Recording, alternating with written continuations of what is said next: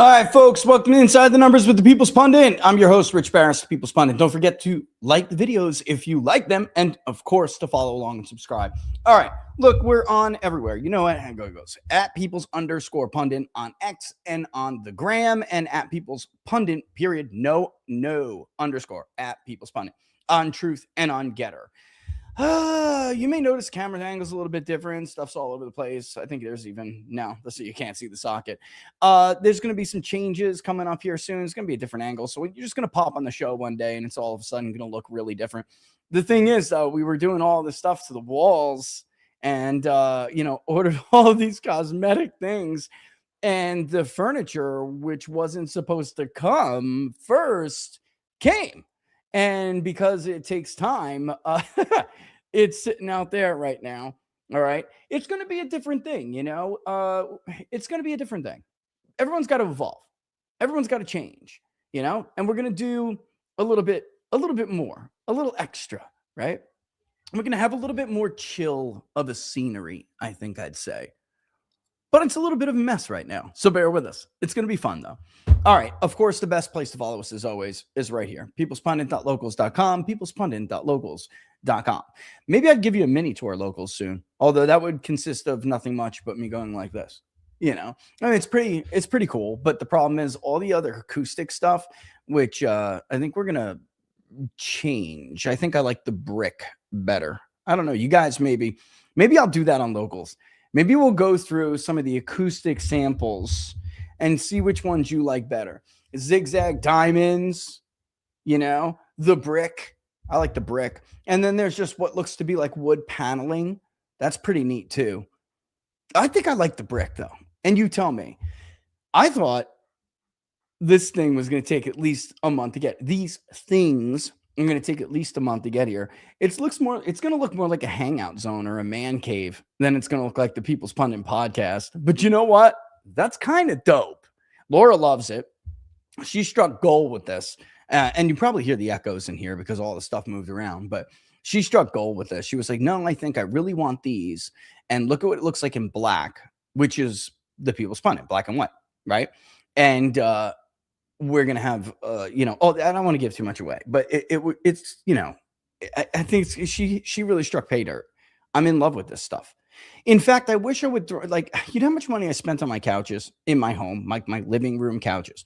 They're custom made by this company in North Carolina that, I saved for them for a while because I fell in love with them the first time I saw them. And I thought, you know what? Support local business, and they've been around for a long time. Super, super quality. I love them. Don't get me wrong, but it probably wasn't the right thing to get, especially if you still have kids. Two of which were kind of little when we got them, especially little Roro was little, and I kind of wish we would have just gotten these. Too late now. Who knows? Maybe I'll order them. Maybe I'll order another set for the sunroom at the house. All right. Yeah, I got the book over here going. I need to put something on it. Maybe I'll put this socket on here to keep that book from going anywhere. All right. Let's get started. There's two things I want to kind of do tonight. One is let's talk about what happened last night, which isn't that much. I mean, don't get me wrong. It's significant. I'm just saying there's not that many races that we really have to go over. And then I want to roll into how this all happened amid the backdrop of the fallout of the Iran war and what it means for the Republican coalition going forward. And I think it matters for two reasons. One, the vice president has clearly been chosen to sell this thing to the public. I hate to tell number two, which is the neocon reaction to this. I hate to tell them we're already polling it. We're already in the field asking, this thing's popular. Americans did not support this war. The neocon talking points didn't resonate. So even if the deal ends up being bad, as in some cases, we're going to play some clips in a bit, bad as in some cases say, it really doesn't matter. Americans don't care. This isn't what they elected. They didn't elect Donald Trump to make sure that Israel had what it defines as its, parameters for national security met, its goals met. which somehow they tried to make into the United States goals, which Trump very clearly just doesn't see anymore. They just didn't care about that. He was not elected to do that. He was elected to make their lives better here. And now we're inevitably, in the wake of this war, we are inevitably going to end up with the question of what does the Republican Party do going forward? And in fact, on his tour, and Vance is doing this tour for two reasons. One is sell his book. He's got a book he's selling. He wasn't able to sell it when it first was available for pre-order because he was too busy trying to prevent a global economic crisis, a humanitarian crisis, a famine. You have to understand, the White House literally worried about people starving over the Strait of Hormuz being closed. You think they like that? They didn't. And the Israel First people just don't give a shit. The neocons, they just don't care. They wanted what they wanted, which was always this ever-shifting goalpost of BS. They were never straight, not with the president, not with you, to begin with. They can't defend their arguments, so they just move the goalpost and attack and call people names. And I'm going to make a very clear argument, which I will dumb down to you right now. There is no way to reconstitute this thing. Republicans will have to decide, which is very important. The link is in the description. I usually do it in the opening of my pitch. Go pre-order, burn it down. It's so hard for me to explain this to people if they don't read this book. It's not difficult math. Age buckets do not stay the same. These are very, very different voters that will soon become the predominant age buckets in the electorate. And they will not have a coalition with neocons again. If you want to have a winning coalition, you're going to have to cater to their needs. And this will not be so. The people who are tempted to say, the vice president, and I'll play that clip later, you know what? This one was part of the coalition. That one's part of the coalition. And, I'm not going to say no one's welcome in the party. Now, anyone who wants to run for president should never say someone's not welcome in the party. But it's time for the right. It's time for the Trump administration, which it very clearly is doing.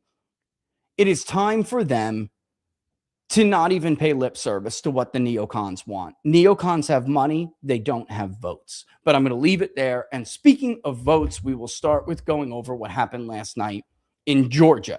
All right. Georgia has never been that great of a state for Donald Trump, especially in the South, compared to other southern states like Florida, for instance, right? Tennessee, Alabama, right? In the vicinity, even to some extent, Texas. It's never been that great of a state as far as if Donald Trump says this is who to vote for with his endorsement, then that's it and it's done. The Trump slate got wiped when they tried to challenge the Kemp Raffensperger regime after the 2020 election. Only Marjorie Taylor Greene, as a MAGA candidate and a MAGA lawmaker, she was the only MAGA person to survive those primaries during that election cycle. They got completely wiped out. Jody Heiss got wiped out. David Perdue got wiped out. My friend Patrick got wiped out. So it's had a bit of a mixed record. It's still a good record for any politician. Donald Trump has more so even than Barack Obama. The only other example I could try to make, draw a parallel to was Ronald Reagan's endorsement of George Herbert Walker Bush in 1988. For those who don't know, Michael Dukakis was totally wiping the floor with George Herbert Walker Bush. He was up 16 points. The Republican convention comes, and even in his rather deteriorated, weakened state, he goes to the convention. Ronald Reagan says, listen, basically, I know you don't love him, but he's my boy. Give him a chance. And unbelievably, between that and the attacks, brilliant attacks against Michael Dukakis being weak on crime and he'll be weak on foreign policy, they were able to turn that 18 or 16 point deficit into obviously an electoral college landslide, which Herbert Walker Bush could not do on his own. Why? Because the Rhino wing of the party cannot and has never been able to win elections. That's just a fact. And yet we keep getting into these ridiculous debates with these same very stupid people. Even Reagan's endorsement. It's a one-time thing. It's hard to find any other politician. Again, I can see one example. Mayor Giuliani. Bloomberg was down double digits in that race. Mayor Giuliani endorses him literally right before the election, and Bloomberg wins. And he goes on, of course, to serve multiple terms. But nobody consistently has an endorsement record like Donald Trump, even though it's not perfect. It's still very impressive. Here tonight, he had a bit of a mix. Last night, he had a bit of a mixed night. The real story, I think, when we go over these two races, is that Brian Kemp, as a two-term so-called popular governor with people like, again, the rhino wing of the party behind him, like Eric Erickson, who wants to run for president. If you're a two-term supposedly popular governor from a perennial swing state, ladies and gentlemen, you should not have a bad night like Brian Kemp had and then expect you to be a force running for president in the next election. Oh yeah, in case you guys didn't know, I don't know, is that really breaking news? It's like, give me a break. Brian Kemp wants to run for president. This is not a surprise, or shouldn't be a surprise to anybody. This was a very weak, I don't even know how to say, because I don't want to say performance, but it shows that Brian Kemp's influence is not at all what so many people made it out to be.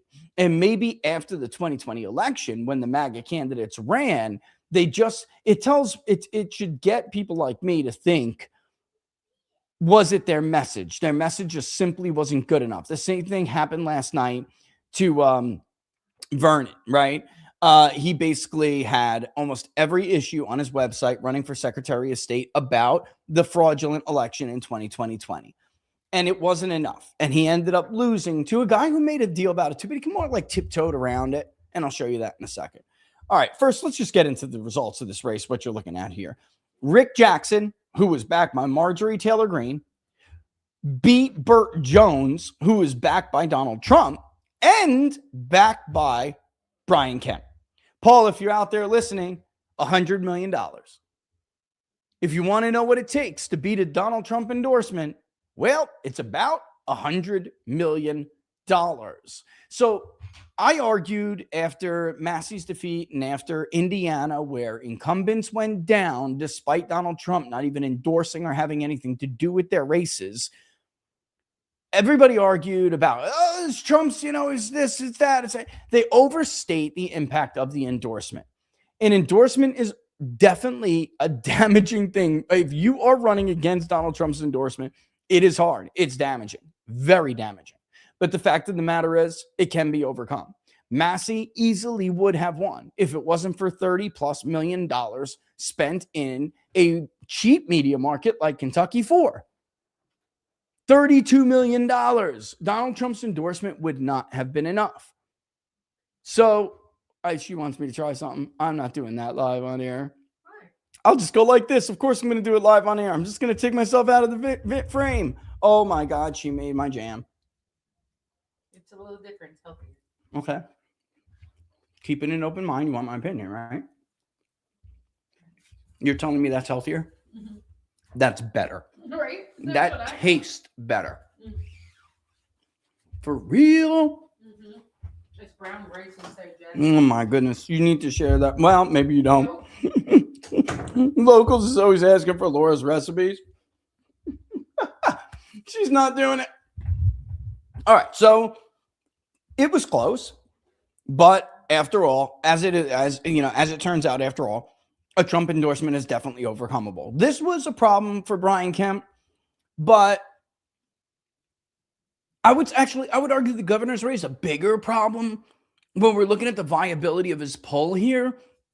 Because his entire argument is that, or it's going to be, I was a successful governor, two-term governor. I won re-election when others couldn't. I won an election initially when Republicans had a very difficult time. And then, by the way, 2 years later, Donald Trump lost the state. Yet I stayed. I won a good amount of Democrats, and I won re-election fairly easily. And I have a good ground game here, and my machine is going to deliver a must-win state for Republicans. That's going to be his argument. All right. I mean, his record is a very vanilla textbook Republican Southern governor, and that's not exactly a compliment. It's a textbook, cookie cutter. Look, I don't think it's good. He's a very typical Southern Republican governor who thinks that the unemployment rate in his growing metro area and their surrounding exurbs and suburbs, right, is all that matters, when he doesn't realize that, the economy is your politics. In other words, if you bring in mini Tinseltown offering them tax breaks, and all of a sudden they're shooting, I don't know, BLM for HBO, and all these other shows in Atlanta and the surrounding area instead of high tax California, nobody gives a shit. The only thing you're doing is turning the demographics of your state. You can say ditto to other Sunbelt states like Arizona. This is what we've seen begin to happen in Texas. And if it wasn't for state-to-state migration from red voters voting with their feet and leaving blue states, then Texas would have been in big trouble already.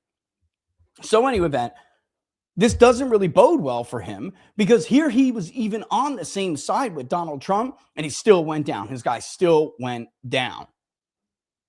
Now moving on to the Senate race where he was against Donald Trump, he got clobbered.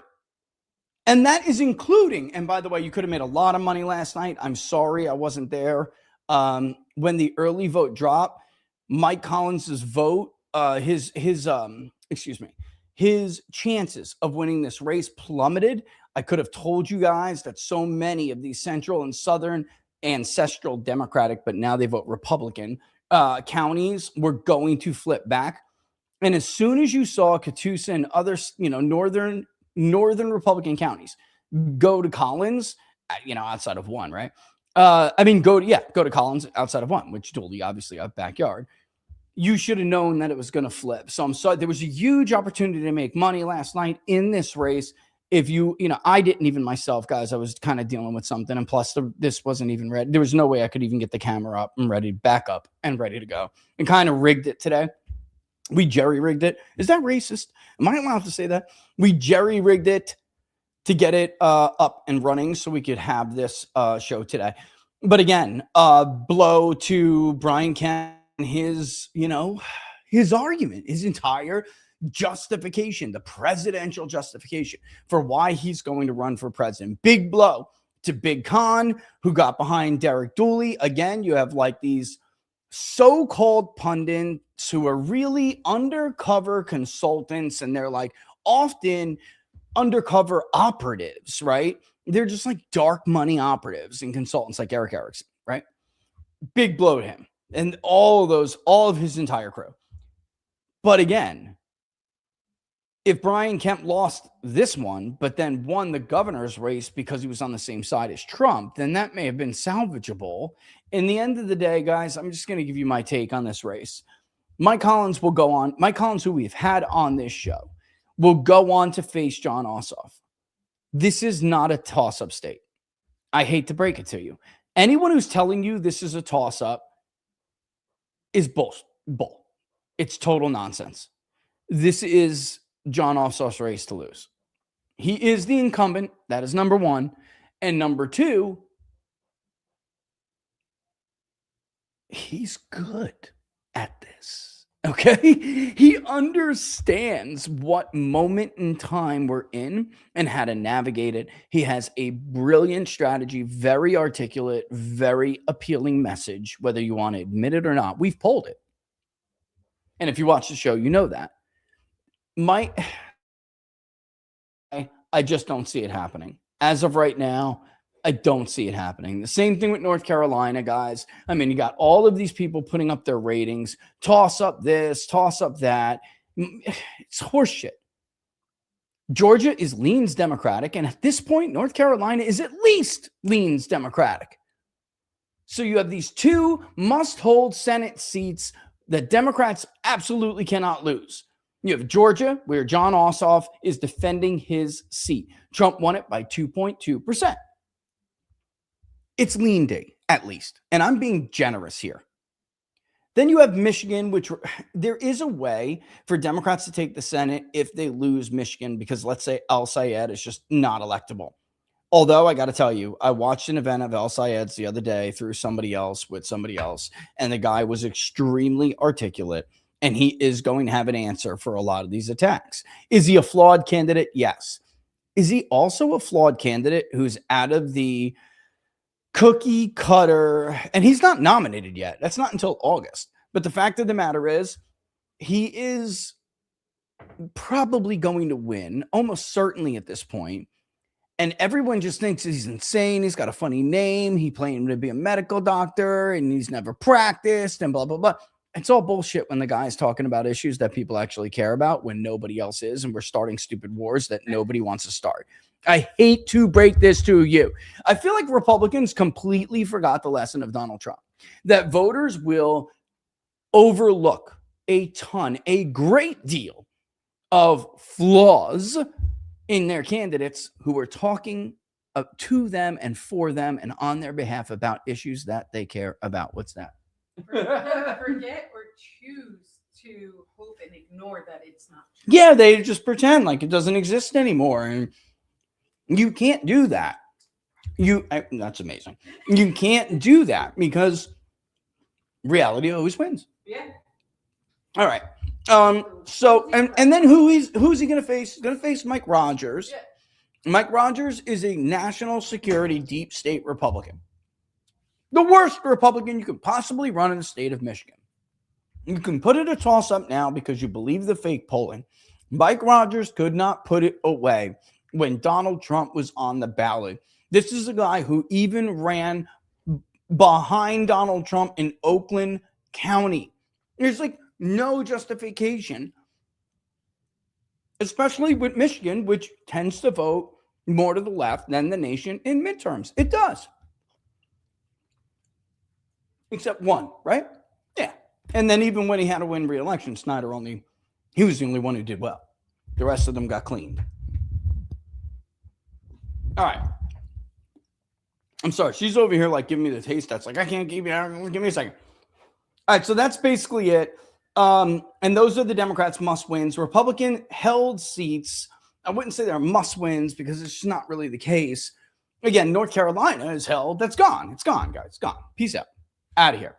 And then you have Maine, where I think we're seeing the same kind of phenomena that we are seeing in Michigan, where Republicans are hoping that candidates who they think are tailored to that state, but really are not, can somehow overcome flawed Democratic candidates. And I just don't see it. I just don't see it. Graham Plattner is not going to be beaten by talking about his tattoos, and Republican Ziocon Heritage Foundation operatives claiming that his guns, all right, it's supposed to be a conservative woman. That's how it's how you know Israel First is full of shit. They're not conservative. They're leftists. His guns were around the house and it made me nervous. What conservative woman says that? I asked my wife that live that day that report came out. What did she say? They don't make me nervous. They make me what? Right? I mean, this is crazy. No conservative woman would ever say that. You're not going to convince them that Graham Plattner's message should be silenced or not taken seriously because he's unelectable or he's unacceptable when Susan Collins doesn't have a message to run on. I'm not saying Susan is done. I'm saying she's in big trouble. And to mark that race right now as anything other than a toss-up, I wouldn't even put Michigan as a toss-up right now. I really wouldn't. But to mark Collins's race as anything other than a toss-up is foolish. It's foolish. By the way, Collins doesn't have a history of overperforming. Collins overperformed because Donald Trump was also on the ballot and generated turnout significantly among second congressional district voters who often, when they come out, vote Democrat anyway, but not when Trump is on the ballot and they see the R next to her name and they knocked it off, checked it off. She has no other history of overperforming except for in presidential cycles, one with Donald Trump on the ballot. In midterms, she does not overperform. So do your homework instead of like regurgitating fake talking points. It's not true. Other than that, I mean, we can go back real quick. There is, some interesting races. I know that people were talking about Kern in Oklahoma. Obviously, he'll go on to replace, what's his name, who went over to, got appointed. But other than that, Moore, he's nominated to replace Tommy Tuberville, right? It is what it is. This was an interesting race, though. Again, Trump won here. Barry Moore was not polling this well against Jared Hudson. So this was interesting. Other than that, folks, I mean, we could just get into the rest of the conversation, which is, the hell is going to happen in this coalition, especially since there has to be an answer in November for what has been done with the political capital that the Trump coalition amassed with their 2024 victory. Before the Iran war, there was this effort by neocons and Israel firsters to start to fictionalize this rising wing, the woke Reich, which they made up. That is so fake and gay. I'm sorry. The woke Reich. Look, to some people, there's always the Fourth Reich right over the horizon. So they thought it would be cool or something to take the woke and slap it on that, people who are critical of Israel. And they actually thought that if Israel put enough money behind that stupid phrase, it would catch on and it would work. Anyone who's smart or watching the show, watching our polling, and if you do, it means you're smart, you would have realized that that was a failed strategy to begin with, even if they won some short-term victories. It actually failed worse than I thought it was going to and quicker than I thought it was going to. The Israel First crowd is done. The age signal is too strong. It doesn't matter how much money you have. You're never going to convince people after what has happened here in the last 2 years. You are never going to convince enough people to replace the people that are about to frankly die and phase out of the electorate. You will not be able to replace their ranks. And you have turned off so many people that actually were favorable to you before. And you did it by being selfish, by being arrogant, by being dishonest, by being frankly vicious and something Westerners just don't recognize. Pieces of shit. That's it. Listen, don't let people tell you otherwise. Americans are extremely generous. Their fundamental worldview is a Western worldview of forgiveness and the golden rule. When you do this to them, you will often find you are going to elicit the precise response that you claim you don't want to get, or you claim that you're going to dodge. And it's not just how it was leading up to last year, the strikes that weren't supposed to be a regime change. It was never going to lead to a regime change. It's not how they behaved when it came back around. And first of all, that's not even what happened. They wasted then a full year almost of Trump's presidency lobbying for a war instead of doing anything on the domestic front that the voters wanted to do. After the strikes on Iran's nuclear facilities, putting the Republican majorities in jeopardy and the coalition itself in jeopardy of being fractured. That is exactly what has happened. We have showed you this before. I'm not going to go over graphs we've already showed ad nauseum. MAGA fractured. It split off. It then shrunk. And you can't even use the word evolved, because evolving tends to mean got better, right? Evolving is when you adapt to your environment and you get better because of that environment. That's not what happened. It transformed into something that looked like the thing that opposed it before. So what does that mean? It means you lost all the winning parts of the coalition for the part of the coalition that couldn't win a national election to save its life until real MAGA came around. That's important to understand when we talk about what we're going to talk about after all these clips I'm going to play and all these jokes I'm going to make. Is placating this wing of the coalition, because they have money, Is placating that wing mathematically more beneficial than cutting them loose, rebuilding, and beginning again to try to fight for and earn the votes of groups of people who are about to be very soon the predominant group of people? Because here's the thing, placating these people now in the short term isn't even going to be enough to win you elections. But even if we could pretend for a second that it would, it will bury you in the mid to long term because they're not replacing their ranks. I'm going to actually show you a clip and a couple of like screenshots and comments from one guy who seems to be a rather young guy, and he's certainly Israel first, but he's not representative of his age group. And frankly, the only reason why he does what he does is because he's a grifting piece of shit who makes a lot of money lying to you. He has made a lot of money destroying the Trump coalition, leeching off it like a fucking parasite. He has done that when he didn't even support Donald Trump to begin with. Those people have to go.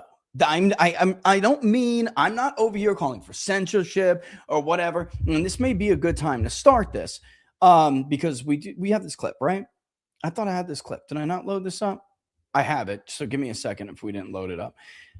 I guess what I'm trying to say is I didn't load it up. What the hell's wrong with me? You don't have to exclude people the way that Israel First and the neocons have tried to exclude people from the conversation this last year, calling them names and trying to ruin their careers. You don't have to do that. But what you can't, they can vote for whatever. If you're not happy, go vote for Zohran Mamdani when he becomes the nominee how many years down the road. Go vote for Alexandria Ocasio-Cortez. Knock yourselves out. But you don't have to, like Trump never did, by the way. He didn't ever play lip service to their priorities. He allowed them to tag along. Unfortunately, he governed for their priorities. So now, and I'm going to play this, when it comes to Vance, this clip I'm about to play, there are two things that are very important about it, but he's wrong about what he's going to say. He's factually wrong, mathematically wrong about what he says at the end of the clip. But a guy who wants to run for president can never say that what I'm going to say out loud. He could never do that. You just don't do it. But it doesn't mean you ever pay lip service to their worldview. It doesn't mean you. This is why they're finding themselves right now under attack from these disloyal pieces of shit, these two-faced, corrupt pieces of shit. They're under attack because they gave them life that they never had. They were never a vital part of the coalition. So, like, I love Mike Cernovich, but Mike, you're flatly wrong.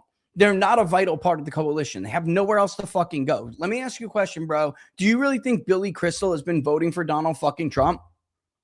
Give me a break. You think Eric Erickson has been voting for Donald Trump? You think Ben Shapiro has been voting for Donald Trump? I do this for a living. They're talking for clicks. They ain't voting for shit. I'll tell you right now, Ben Shapiro either didn't vote or he voted for fucking Joe Biden. It's horse shit. No way. Guy didn't want to lose his subscribers because he's losing them at breakneck speed. These people, the truth is, the wing of the right, which is not right. They're not right wing. I'm going to make it my mission in life to repeat this until everyone gets it through their heads. Neocons are not right wing. They are leftists. They have always been leftists. But that part of the coalition has not been supporting MAGA. They are not the reason why 30% of black men in the state of Texas voted for Donald Trump. They are not the reason that Donald Trump won the Hispanic vote in the battleground state of Michigan that they couldn't win to save their lives. They are not vital. In fact, what is vital, now that this break has happened, and you know what? I don't want to go too far, but it's happened. And to pretend like you're just going to, Humpty Dumpty, bro, he had a big fall. Like, that's your coalition right now. To pretend like you're just going to gather it up and put it back together again for 2028 is wrong. It's not going to happen. The voters who you need to worry about, who will be the vast majority of the electorate moving forward, will never be in a coalition with these people. Period. Some of them will go to Democrats. Others will just never vote again. This is what I do for a living. I just got off before with a young man. The reason why it struck me is because he's so exemplary, so representative of what we're hearing from these. It's everything for this, like Gen Xers too, but millennial men, Gen Z men. They are willing to let the Republican Party burn in November if they don't get away from these people. They'll do it. They will. I picked the name is Burn It Down for a reason. Man, I wish we could have gotten this book out earlier so we could have a much fuller conversation about this. It will be out before the midterms, and something tells me you're all going to learn. You're gonna get a very crash course, a quick, horrible crash course.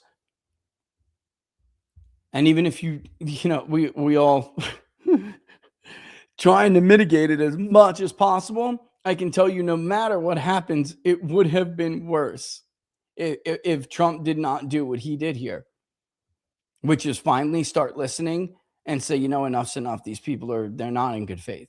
They don't operate in good faith. My entire coalition has been blown up because of this bullshit.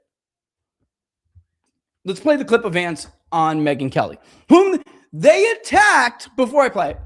They attacked JD Vance for going on Megyn Kelly, even though Megyn Kelly represents Megyn Kelly, Joe Rogan, Tucker Carlson, all of these people that Trump had behind him. Tucker's one thing, but Megyn and like Rogan and the rest never vote. They're never getting behind Ted Cruz. You're never getting behind Marco Rubio. They're not getting behind Israel First. They're not getting behind neocon Republicans. It's never going to happen. Marco Rubio would get his shit pushed in. Do you understand what I'm telling you? He has no chance to win the election. There is 0 Rust Belt states that Marco Rubio could win. Fucking 0. You need Megyn Kelly. That's the horrible, painful truth if you don't want to hear it. You need her. You need Joe Rogan. Why? Maha moms and a bunch of young men who are not coming out to vote for you. That is your coalition. And those two groups alone are way bigger than Israel First, which is dying. The first one is an ascendant group. The neocons are dying. Literally, they're old. This is not hard, guys. Nobody should have a difficult time understanding this. And these people attack JD Vance for going back on Megyn Kelly, which, by the way, I can tell you Donald Trump thought was a great idea. He said, look, I think I need to go on Megyn Kelly and try to sell this deal, try to not sell the deal, but, sell the deal, but also we need to make things right. I think personally, the vice president is doing a fantastic job trying to mend this broken coalition. With what? And it's not that long. A few months before the midterms. He's trying to go out there and say, you know what? You got our attention now. Don't get upset. I understand you're pissed. I do. But don't retreat now. Don't go back in your shell. Don't give up. Don't throw your hands in the air because these fucking neocons have money. And if you do that, they're going to get the fucking microphone again. That's one part of what he's doing. And he gets attacked for it by these neocons. He gets attacked for it. They're scum. These people are the scum of the earth. And that's why they can't win. They don't have any friends. Money can't buy you votes like that. You have to have a message that people believe in. Nobody gives a shit about the state of Israel anymore. You blew that forever. Donald Trump knows it. And he just decided, I don't think I want to blow up I think I can fix this. And I don't want to destroy my legacy because of your fucking homicidal tendencies. I'm out. And we're going to play some clips from Trump and they're attacking him for it. But first, let's play this clip. And this is what I'm going to say. I'm going to make the case after this clip, and then we're going to roll through a bunch of things. And you're going to see for yourself. It's not worth it. Cut them loose and rebuild. Here's J.D. Vance on Megyn Kelly talking about the coalition that has been blown up. Saying that they feel blackpilled by the whole experience, like I'm just out. And I have been trying to make the point that you can't do that, right? No, you got to stay. That's right. But realistically, because after these midterms are over, Can I make one more point about this, Megyn? This is very important. I'm sorry to interrupt, but no, it is. So look, the coalition that made Donald Trump the president of the United States and J.D. Vance the vice president of the United States, people have to remember this. It was Megyn Kelly and Tucker Carlson and Joe Rogan. It was also Mark Levin. It was also a lot of people like John Podhoretz who want a more aggressive foreign policy. What I think is important, I'm never going to say that John Podhoretz is not welcome in the Republican Party. As he never should. As somebody who wants to run for president, if you want to run, JD, you can never do that. So that's right to say that. But there's a but here. He is. But just as he's disappointed right now, sometimes other people are going to be disappointed at other times. You can't just quit politics because the leader of a country of 330 million people makes a decision you disagree with. Okay. And we don't need to see the rest of the Megyn Kelly show banner. All right. Let me say this first. To those people who are the black pillars, all right, which people call me, you stupid morons. If it wasn't for me and others doing everything we can do to get this course corrected, you'd be fucking destroyed in November. Destroyed. I'm an eternal optimist, which is why I'm a critic when it's appropriate to criticize. And when it's appropriate to give accolades, like I said the other day, you give accolades. But for the black pillars out there, you're not hearing that. And this is the vice president basically trying to tell real America first, real MAGA, hint, hint, peeps, if you pull back now, it's not going to serve your interests. It's not going to do anything big. It's not going to result in anything better for you or your situation. You're not going to like what we're doing anymore. Again, as a pollster, I talk to people every single day. I understand why you're black-pilled more than anybody else, more than anyone else in this entire country. I can say that with confidence. I think I'm probably the pollster with the most interviews under my belt since Donald Trump was elected. I'm certainly the pollster with the most MAGA interviews under my belt since Donald Trump came down the escalator. I understand why you're disappointed. But all this will do, and this is the vice president winking at you and trying to tell you that, all the vice president is trying to say here is that if you do pull back and retreat, it will do nothing but extend what you're looking at now, which is the final act of fake MAGA, neo-MAGA-con, I'm calling them, who hijacked your movement.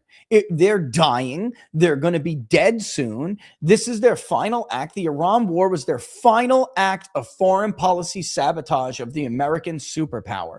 All you're going to do is extend the final act. Do you really want to continue to watch it? Why give that to them? That said, I don't fully agree with the rest of what J.D. Vance said. Especially if he's advocating, and I'm not sure, I'll ask him. Especially if he's advocating for trying to put the 2024 ban back together, that's just not going to happen. First of all, it's not the wisest move to add the greatest number of voters, if that's what you're trying to do, to the coalition anymore. That's not the path forward. First of all, it's impossible. It's impossible. Too many voters under the age of 65 now see more clearly than they ever have that the neocon agenda is diametrically opposed to the America First agenda, which is their agenda. It's not going to happen. The better strategic move, the one that makes more mathematical sense, superior argument, is to cut those backstabbing America Last losers loose and allow yourselves some time and potential to rebuild into something bigger and better with new voters, the disaffected, whatever you can mend. That's true even if you lose in the short term, because if you go down this road, you're going to lose anyway for a while. This will almost, look, that new voter, new MAGA, disaffected, you have to understand there's new voters every cycle. Republicans are getting killed by them now after just clobbering Democrats with new voters. Between the new voters, new MAGA, new America First, real America First, and the disaffected who agree with you, putting them all together, they will never align with these people again. They will never align with these dinosaur neocons after what has happened here with the Iran war. It's not going to happen. And you have a chance, at least, if you do what I'm saying, to win the next presidential cycle, or even, and definitely subsequent midterms. But if you don't, you're screwed, because too many of their dying bloc will be dead and you will be outnumbered. It's simple math. It's not hard. Again, pre-order, burn it down. The link is in the description. You will drive away far too many of them. They'll either go to the Democratic Party or abandon the process altogether. Again, I've said this now, I don't know how many times, a million, I don't know. Politics is a game of addition, not subtraction, but it is also give and take. And you have to give up this bogus alliance with these backstabbers if you hope to take more voters from Democrats among the ranks of the soon-to-be dominating age blocks. That's your choice. And why on earth, after we go through what I'm about to go through, why on earth would you even consider risking that for people like this? Saying that Mohammed Khalibaf, who will apparently on Friday be literally in a photo op with the vice president of the United States. I cannot express to you how stomach turning that is. I don't care who the vice president is. I don't care who the president is. Leaders of the United States of America in a photo op with a mass murdering terrorist supporter like Mohammed Khalibaf shaking hands 6 months after he blew away 42,000 innocent people in the streets. Okay. Let's stop right there for one second. The only true thing Ben Shapiro just said in that statement is that he doesn't care who the president is or who the vice president is, because clearly Ben Shapiro does not put the United States of America first. Israel is Ben Shapiro's primary objective and concern. Obviously, if you are willing to blow up the entire coalition after how Democrats behaved in the not too so distant future, crossing the Rubicon and trying to lock up our president, trying to lock up his supporters, trying to cut off the genitalia of your children without your consent, trying to pack the Supreme Court, trying to add 2 more Senate seats to the United States Senate from places and territories we could not even hope to win. If you put the interest of Israel before all of that, you are not America first. You're not even American, bro. I said it the other day. I'll say it again. I don't care what you think the dual trope loyalty sounds like. I'm not even accusing you of dual loyalty. I'm accusing you of not having loyalty to the United States at all. You threw it under the bus. You threw a nation of 340 million plus people who fucking nurtured you, made you what you are today, gave you the opportunity that your privileged ass has now benefited from. When you could have joined after 9/11 to go fight the terrorists, bro. You could go fight in the IDF, knock yourself out. No, you sat here in this country and sucked up our generosity, our wealth, our stability. You put all of that at risk for a nation of 9 million because you identify with them. Period. That's not dual loyalty. That's no loyalty. That's the only thing he said that was true. He just went on mass murder, 42,000. Nobody believes that number. That number is propaganda. Everybody knows it. Every international organization says it. This is the problem with Israel First and these neocons. They don't traffic in facts. They just repeat bullshit at whim. They don't care. Yeah, Laura, he got to sit home and play with his fiddle all day. He could have joined after 9/11 and been a man and had the courage of its convictions and fought the enemy. No, he took advantage of this nation's benefits, and instead of holding an M4. He played a fiddle. And now he sits here and lectures us with his BS propaganda. Nobody believes the 42,000. I'll give you a number, though. You want to talk about mass murderers? Yeah, it's coming. How many Palestinians has Bibi Netanyahu and the nation of Israel exterminated in the interest of the greater Israel project? That's a fucking mass murderer.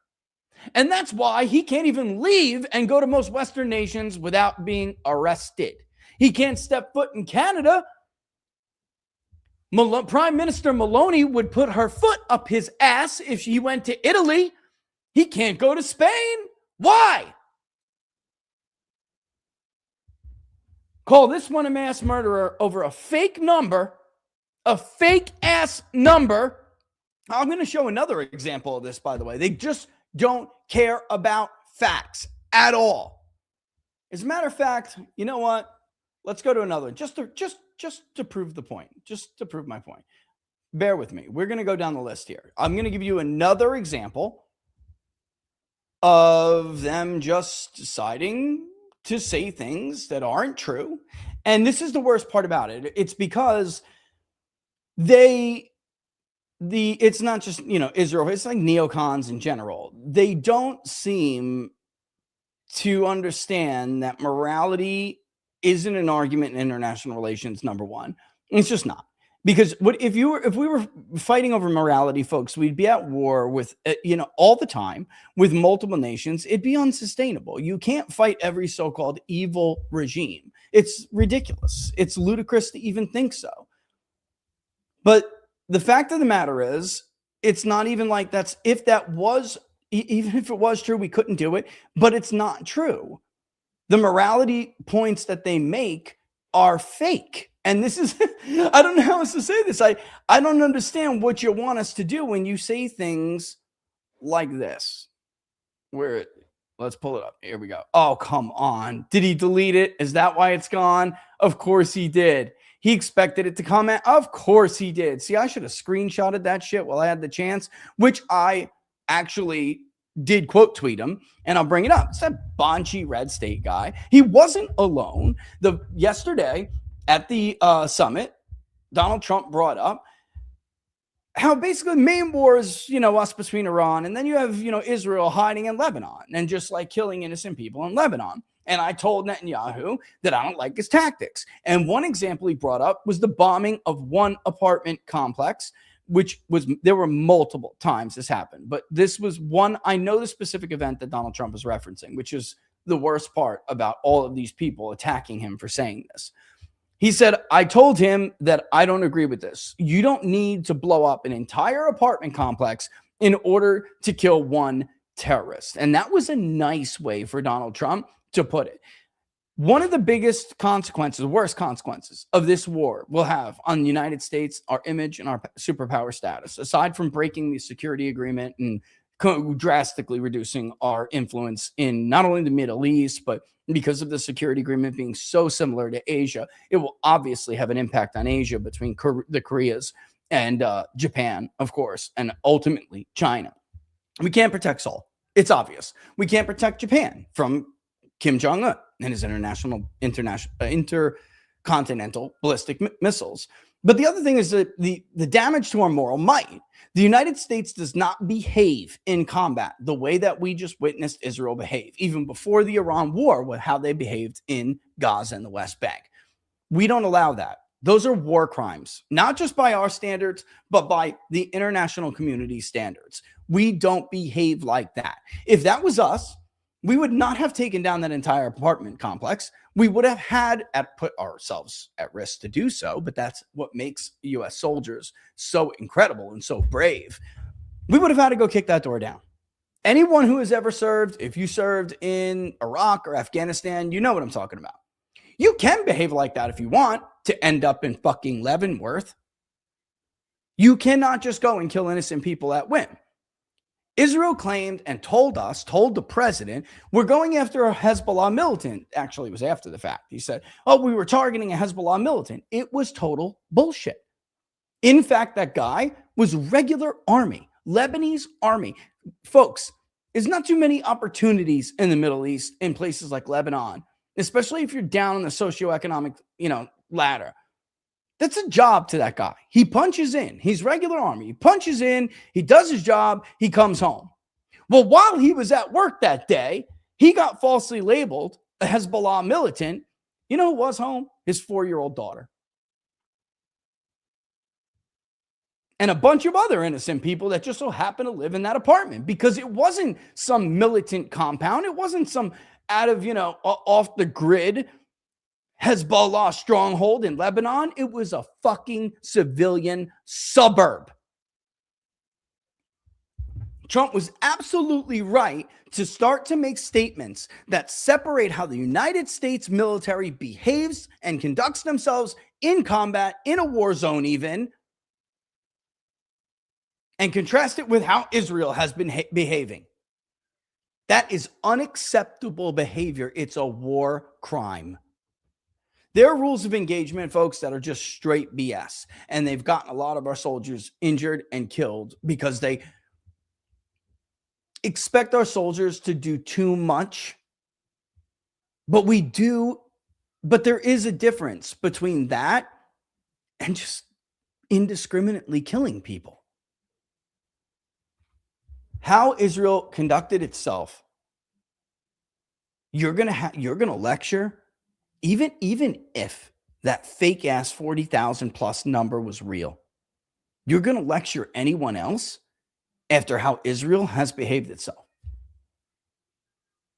I had to review in this conversation about why Americans, particularly young Americans and even young Republicans, now have an unfavorable view of Israel and sympathize so much more with Palestinians than they used to, by the way. In one of my conversations, which I deeply regret ever having because they used it maliciously. They used the information maliciously when I thought they were going to use it to legitimately try to reach out to these people and rebuild their image with the public. Instead, they used it for mass censorship. In this conversation, one of the videos, because of course I said the information is like not guarded by Fox News anymore, and people can see a genocide in real time on social media. You can't tell them the lies anymore, the human shield lies, which of course, yes, I mean, Hamas has used people as human shields. I mean, whatever. This has been the blanket explanation every time Israel kills a bunch of civilians, and they have used it to indiscriminately kill civilians. In one of these videos, I had to watch the IDF round up these two guys. It looked like they were in front of a storage unit. They were completely unarmed. They were trying to basically just put their hands up and surrender and say, don't kill me, don't kill me. And the IDF soldiers are trying to like shoo them into this storage unit. And I'm looking at them wondering, like, they're resisting. And that was ended up being the defense. They were resisting. They were resisting because they were afraid. They were resisting because they knew the minute they turned their back, they would be shot, murdered, not shot, murdered, shot in the back, murdered. And in fact, that is what happened. And watching this video, what dawned on me, and by the way, not just as a human being, as a, once upon a time soldier, is that you wouldn't see them behave like that unless it was a culture at the IDF, not a one-off, not a couple bad eggs running around. They knew those IDF soldiers were going to kill them unarmed. And that's why they were like, no, sir, no, sir, no, sir. I'm here. I'm here. And they're like, turn around, get in there, turn around. And they were like, no, no, no, no, sir, please, no. And their hands were in the air. The one guy first did, eventually he just got scared and he turned around. They fucking hosed him down. The other guy tried to run and they got him, because you can't outrun a bullet, especially not from 3 feet away. And to me, it was my first indication this is a culture at the IDF. This isn't a one-off. Smashing statues of Christ is a culture at the IDF. It is not a one-off. This is how they behave. And Trump knows how damaging this can be, to link ourselves, to chain ourselves to a fighting force like this, to an ally, a friend, a special friend. Stay tuned. I got something to show you. He knows how damaging this could be to our moral might. what little of it we have left after all of the disasters we've been involved in this region over the years. So for this guy, mirrored, for this guy to claim that Vice President Vance and the president can't be speaking with leaders of another nation state because they're mass murderers and using these fake propaganda numbers while defending a regime that actually did commit a genocide by every standard, by every definition. It's not even really in dispute. The only people who dispute whether what Israel did in Palestine is a genocide are Israel firsters. And that doesn't include all Israelis who now look like they're going to throw Benjamin Netanyahu out in the cold. Because he has to face an election in fall. Which, by the way, meeting with Mossad earlier today, Matt Gaetz is like, false flag incoming. You think? The guy equates defeat with incarceration. If he's defeated, he's going to jail. He's going to do everything in his power, including blanketing U.S. social media personalities and media personalities with millions and millions and millions and millions of dollars to go after everyone and anyone who dares to tell you what I just told you. And apparently, Donald Trump, who risked everything for him, everything for them. Trump absolutely knew. I will tell you because I know for a fact, he absolutely knew that if he did this, it was probably the end of his coalition. He knew it. All for what? All for what? Can play another clip of him on Fox, but let's first look at how Donald Trump is talking now. It's been an amazing partnership, but he will say we're the big partner and he's the very small partner, and that's true.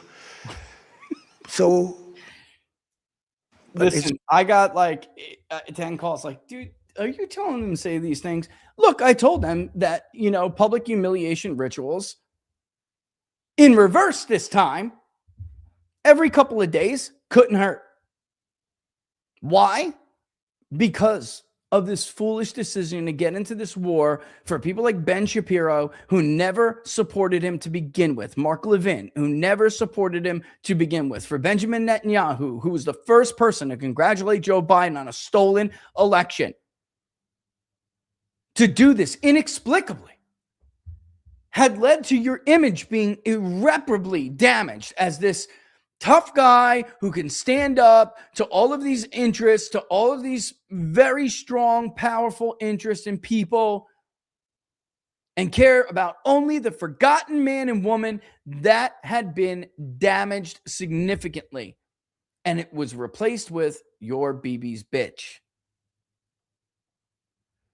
So this is exactly what the doctor has ordered. He needs this to get his credibility back with the American public.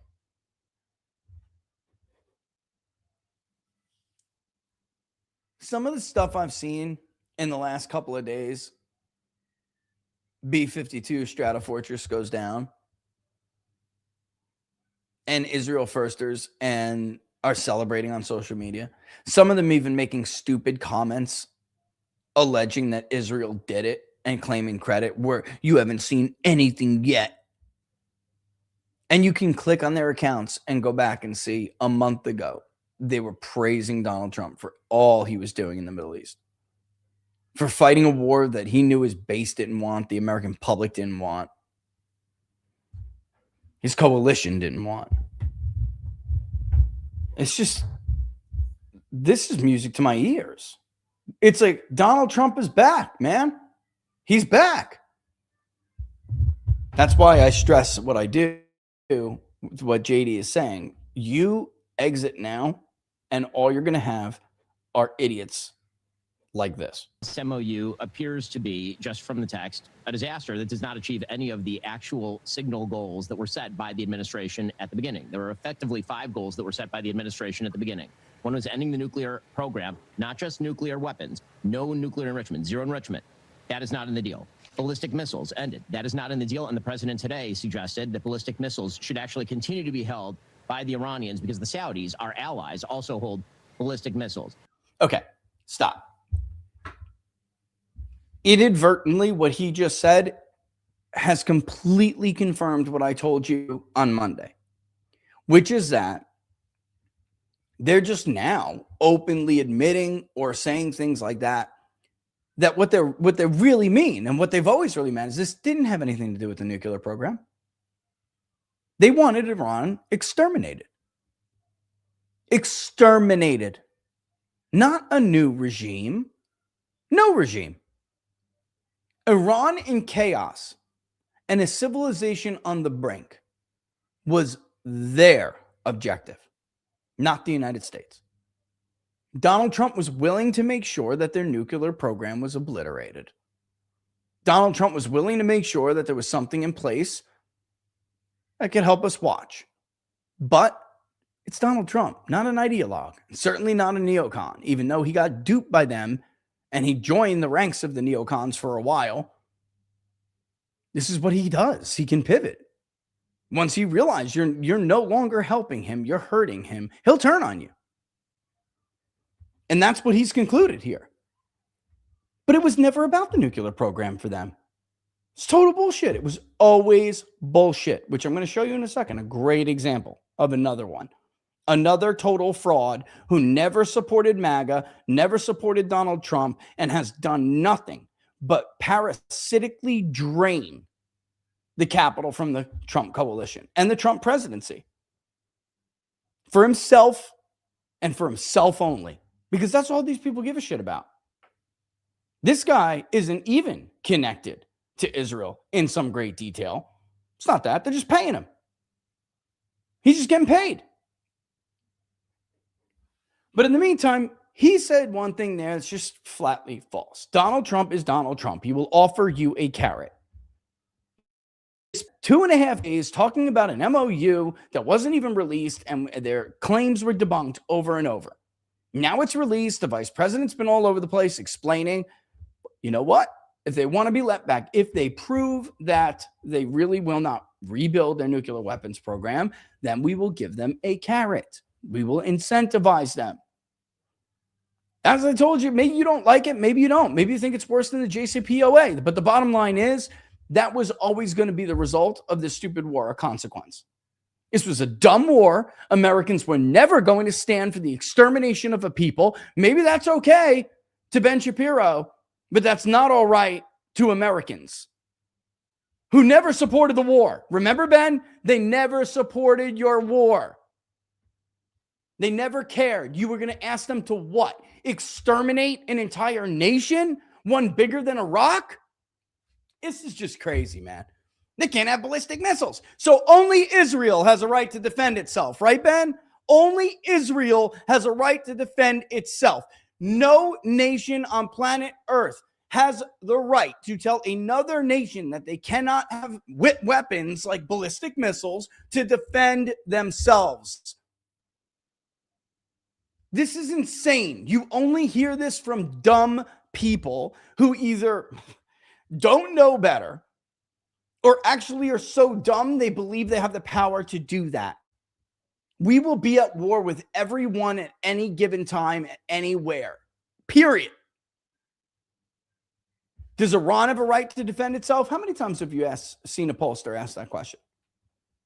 I'll let you in on a little secret. If you ask the American public whether Israel has a right to defend itself, and then ask them whether Iran has the right to defend itself, or whether Russia has the right to defend itself, or China has the right to defend itself, or North Korea has a right to defend itself, or South Korea has a right to defend this, you're going to get a similar answer for every damn nation. Because Americans understand you can't tell every nation what they can and cannot do. They just can't have a military now, right? They haven't been defeated, total defeat, like Nazi Germany. They're not Nazi Germany, by the way. I hate to tell you. In fact, the one who's acting like Nazi Germany more than any other nation state in modern history is the nation of Israel. Who's rounding people up? Who's putting thought crimes on paper? Who's banning thought crimes? Who's banning speech crimes? Who's eradicating an ethno-religious group that isn't convenient for them? Is sitting on a piece of land that they feel belongs to them. And it was never going to end there. That's why I think, in truth, I'll never forget last year when I said, oh my God, not only is Iran coming, Turkey's next. And people said I was lying. Erdogan and Trump are friendly. Trump likes Erdogan. By the way, that's another clip they flipped out about. He brought up Erdogan. He said, oh, this guy's a good guy. Great relationship. He helped me with a lot of things. There was no way in hell you were going to get Trump to either kick Erdogan out of NATO or leave NATO just so Israel could attack Turkey, which they can't even do on their own, by the way. I mean, you think you can? Then bomb Turkey, tough guys. Fucking do it. Let's see you try. I think Erdogan will blast you into the Stone Age. I don't want to say that because I don't like to see death at all. But there's no chance for Israel to achieve their goals, not our goals, their goals.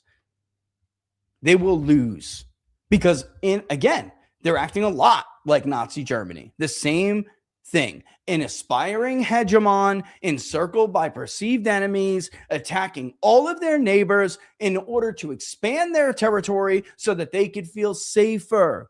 By the way, that's Bismarck's Germany too, not just Nazi Germany. That's called encirclement. Read a fucking book. And not one of your own stupid, no value at all, and no thesis statement at all. It is very, very textbook. There are many parallels in the Middle East conflict situation with Israel and its neighbors than there are with Germany and France over Alsace-Lorraine. They are looking for bulwarks, territorial buffers to make sure that the heart of their nation feels safe. And I'm not even saying Israel doesn't have a good reason to think that. But there's a very, very clear empirical record when it comes to encircled aggressive nations. One is they're aggressive when they aspire to be the regional hegemony, which is what Israel's trying to do with the Greater Israel Project. They want to run the Middle East. They want to be the dominant power in the Middle East. America, evangelicals out there, evangelicucks, have you ever asked yourself what that means for American power and influence in the region? You can't have two superpowers in one region. Doesn't work. Dummies. You're being used. You got bait and bled. Textbook bait and bleed. Actually, Iran did the bait and bleeding. Israel did the free riding. Israel did the bandwagoning. They made you fight their wars. You made you shoulder the burden. And look at how grateful they are now. Outrageous. So there's Ben Shapiro just flatly saying they can't have a ballistic missile program. That's insane. And here's what Trump has to say about that. See how it all goes. I think it's going to go well, but we'll see. So I will see you guys at Versailles. Can I follow up quickly on something you said in the press conference? You said you don't mind Iran having ballistic missiles. Can you elaborate on that? I want to make sure we understand your position. No, I'm saying that if other countries have them, it's a little bit unfair for them not to have some. That's the Donald Trump I fucking love. I'm just going to say it right now. That's the man I love. There he is. When Donald Trump was elected in 2016, realists everywhere went crazy. Amen, baby. Hallelujah. Why? Because again, if you've never watched the show before, it seems DC is in love with expert opinions, even though expert opinions are usually always wrong, except for the one field where they're not wrong, which is international relations. And yet they seem to be completely disinterested with expert opinions when it comes to foreign policy and international relations. There hasn't been a realist president. I mean, the Gipper was a realist, but he was also a little bit bull of a realist, but he was a realist. And since then, nothing. George W. Bush ran as a realist in 2000, but quickly turned into a neocon after 9/11. And the result of that has been the squandering of the unipolar superpower system. And what does that mean?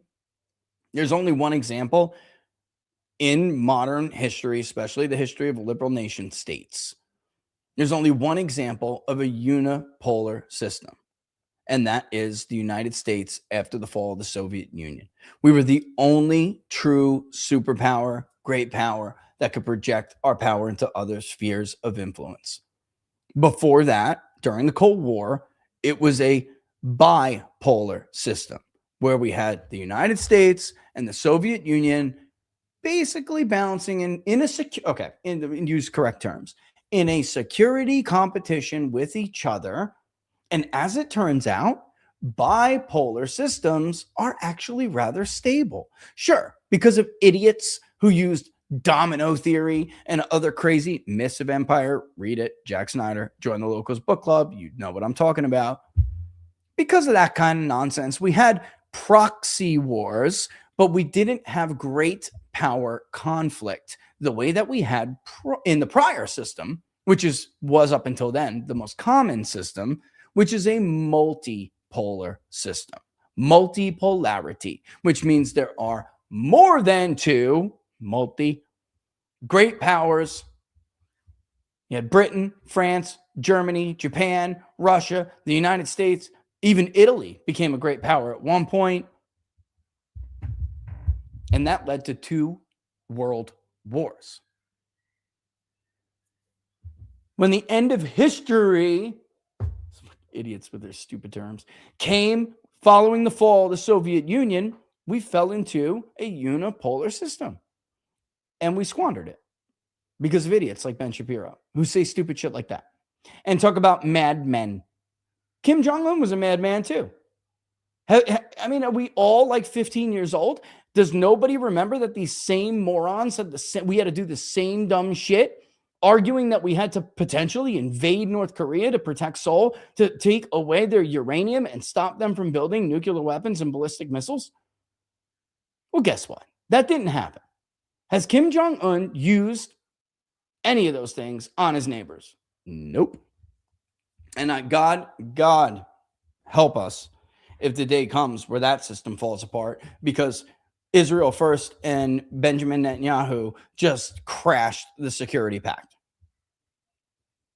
Maybe people will test the limits of American superpower now, because we just proved to the world, and the Iranians proved to the world, that we cannot protect our allies in that security pact. You can't just get away scot-free. And as it turns out, we can't pummel that, even if they were an aggressor, which they are not. They were attacked. Israel is the aggressor here. I hate to tell you. Hezbollah does not make them the aggressor, even if you believe all of that. Israel is the aggressor. They are the power that attacked the other. And they got the United States to help them, making us the aggressor too. That's how this shit works, guys. You got to get these myths out of your head because nobody believes them. Nobody under 65 years old in any serious way believes this bullshit. They agree with Donald Trump. A nation has a right to defend itself. And you know what? My wife said something the other day, and she's absolutely right. And I'm glad the president has begun to listen to this thing, because Bannon was making a similar argument. Him and Laura are right. They're not just a nation state. They're a civilization. How dare you? Who the hell did you think you were? You thought you were just going to go in there and destroy them like they had no plan, right? You believed your own bullshit. See, Ben Shapiro and Mark Levin and the rest of them chose to believe the select assessment of their preferred nation. They're the nation they are loyal to. When our nation, everywhere, the Pentagon, the DNI, the CIA, the War Department, which is the Pentagon, but you know, all said, sense Iran would not fall like this. We've gamed this out a million times. Joe Kent, my friend of the show and friend, came on the show. We talked about this at great length. He's seen the war games. Everybody has. What are you talking about? The five-finger strategy was known. What you asked for, what they asked for, was not achievable. Not without mass death. And the American public was never going to tolerate that. Especially not on behalf of a nation they don't like. Not anymore. A nation they feel put themselves first. All right. Might want to take a couple of seconds here as a break before we go on to the rest of our clips. It's 7:22, and I know I'm getting the red flag here. All right, let's take a real quick break and have a word from our sponsor. Look, folks, have you ever been in a toxic relationship? Do you always put their needs before your needs? Have you gotten into debt trying to fight their financial battles? Lose all of your other friends for them? But still, it's never enough for your partner? Maybe the minute you speak up, they abuse you. That's not a special relationship. It's a toxic relationship. If you or someone you know has been a victim of foreign domestic abuse, please call 1-888-FUCK-BB or visit www.1776lawcenter.com for help today. That's a word for our sponsors right there. Oh, we troll. We like to troll. We do a little trolling. All right, let's talk more about the ballistic missile program, because this guy's a fucking fraud and a half, okay? This guy is not only one of the stupidest people I have encountered in this space, but he's also one of the most dishonest. Here is Will Chamberlain, and we're going to go back, man. We're going to go back. Here is Will Chamberlain attacking Donald Trump over that video that we just ran before our short word from our sponsor, okay? This guy is totally unbelievable. All right. And I'm going to give you, again, I mean, like the context matters. I guess we should just let Iran have whatever military capability it desires. Honestly, this guy is fucking retarded. This is one of the stupidest things I've seen him say, and I have seen him say some really stupid shit. You cannot tell a nation whether or not it has a right to defend itself, have a military, whatever military capability. I hate to tell you, you can't even tell them whether or not they can have nuclear weapons. And it seems that only Israel doesn't understand that every other attempt to do so has failed spectacularly. Pakistan, nuclear weapons. India, nuclear weapons. In fact, once upon a time, the United States once told Israel they couldn't develop nuclear weapons. And what did they do?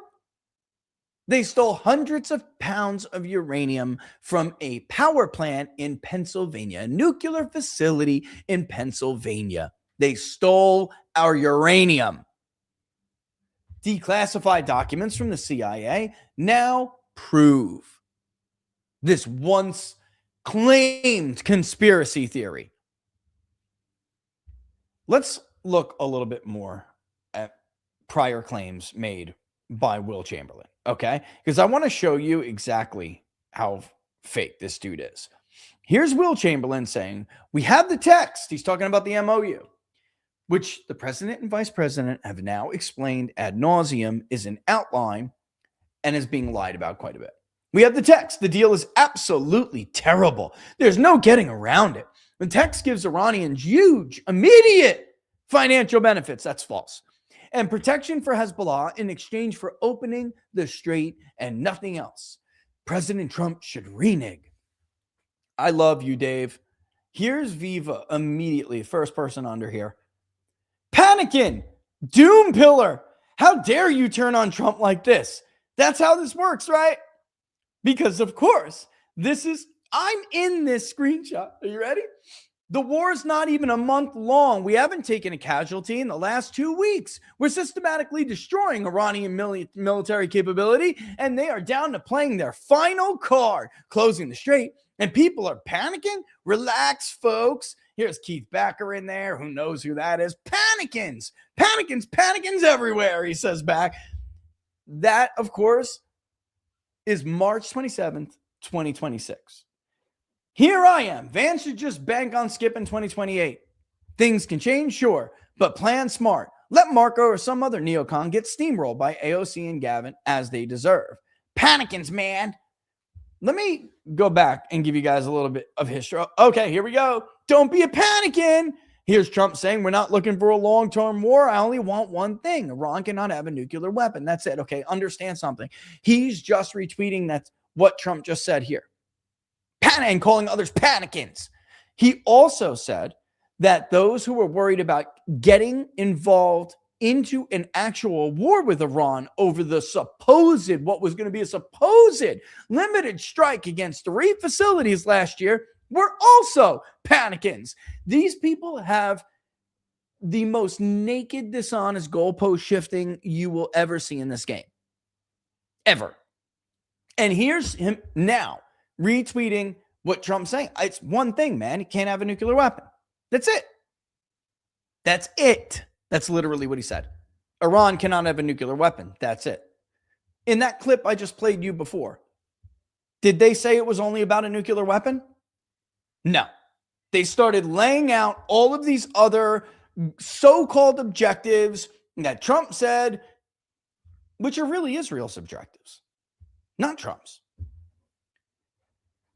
I present to you the ultimate anti-panicking meme. Guards, this woman has lost her composure.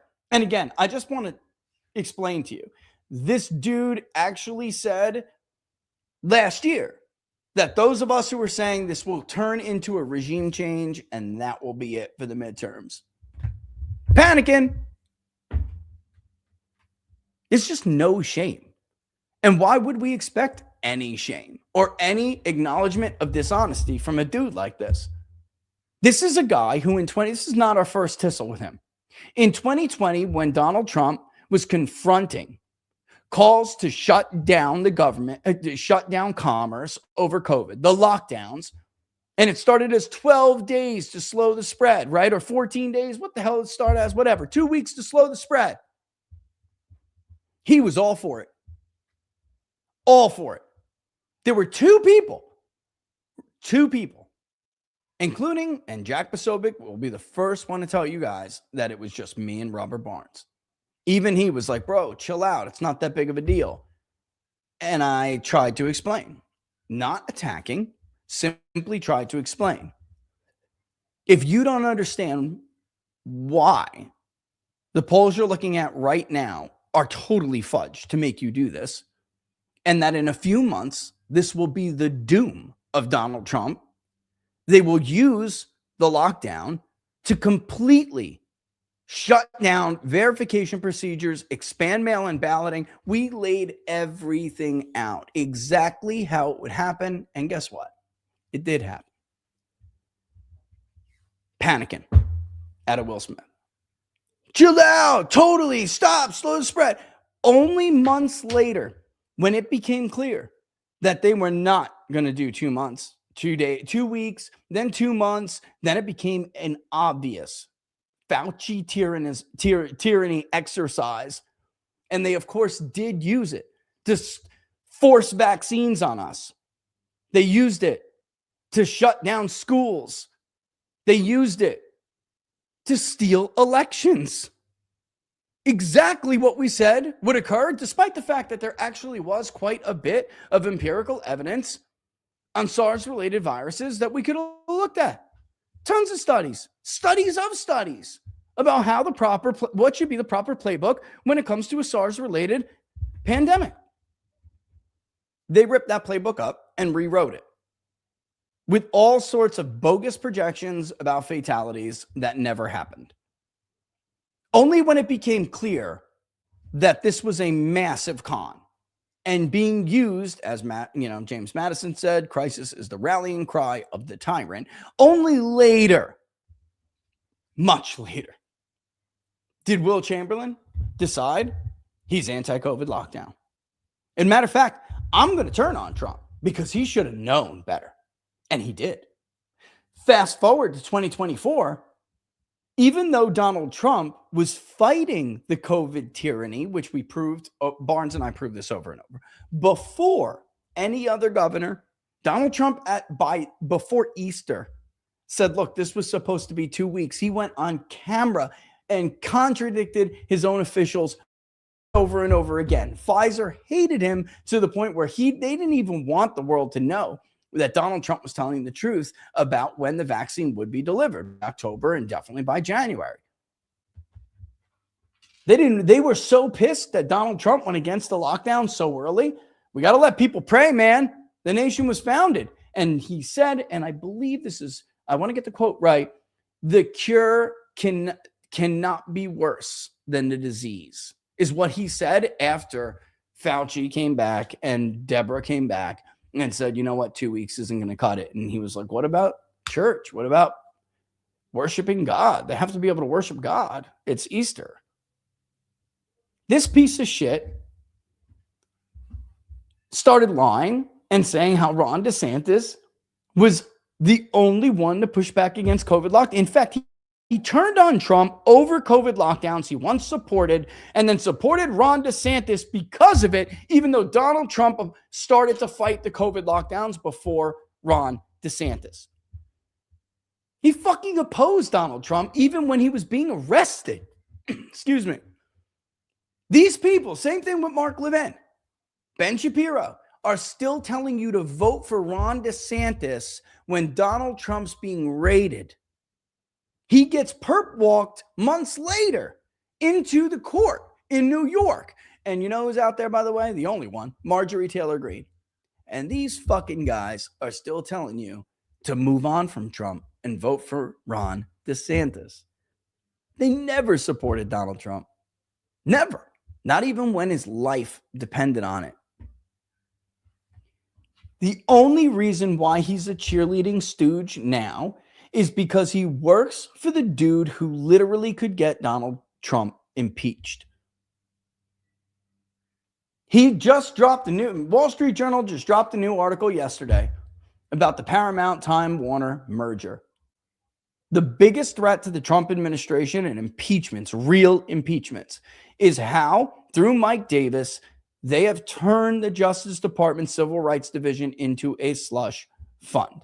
Democrats have stacks and stacks of case. First it was Compass, then it was Oracle, then it was Live Nation. Now this. Pushing out and eventually getting Gail Slater fired because of grifter lobbyists who were working for the wokest corporations in the country to fuck over the MAGA consumer. That deal with Compass is going to raise your home prices. Aren't we in a housing affordability crisis right now? Don't worry. Will's boss and him are good. Why do you think Barnes never took back anything he said, despite the letters? You stop saying this right now or I'm going to sue. And Barnes like, I fucking dare you. Dare you. It's going to be so hurtful when Democrats start running these hearings. Davis at least going to need a pardon. I don't see how he doesn't. Go read the articles. I'm not making this shit up. So what you have here is a dude who was never loyal to Donald Trump. Never. Now putting himself, his own personal situation, his own personal, financial situation, all of it. And all of that is diametrically opposed to what's best for the Trump coalition, the strength of the Trump coalition, what's best for the forgotten man and woman. Why would you ever get in bed with these fucking scumbags again? Because they're toxic. Completely toxic. Nobody is going to vote for these people. So, with all due respect, Mike, you are wrong. If you think, and Mr. Vice President, you are wrong.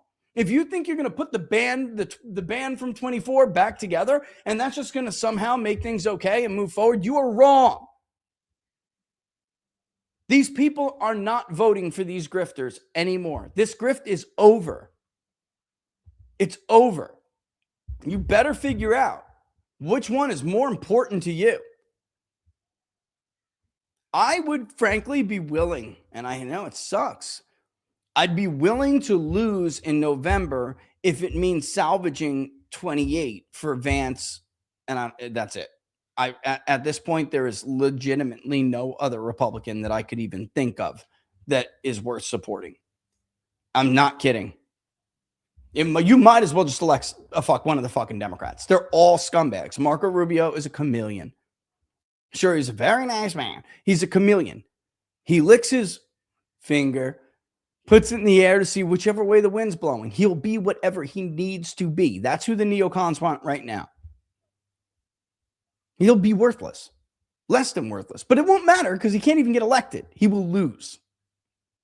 This guy's going down in a blaze of glory, Bon Jovi style. He has no chance. Vance and Gabbard are the strongest ticket we have pulled. And why do I care so much about 28?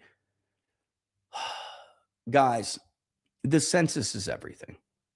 They haven't, because they've been too busy fighting Israel's wars. Have you heard from Mark Levin, Will Chamberlain, or any of these fucking guys one time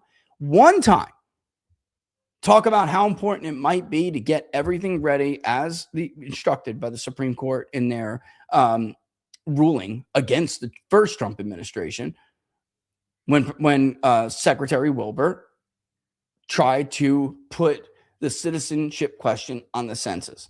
Have you ever, that's game, set, match. Checkmate. Whatever you want to say.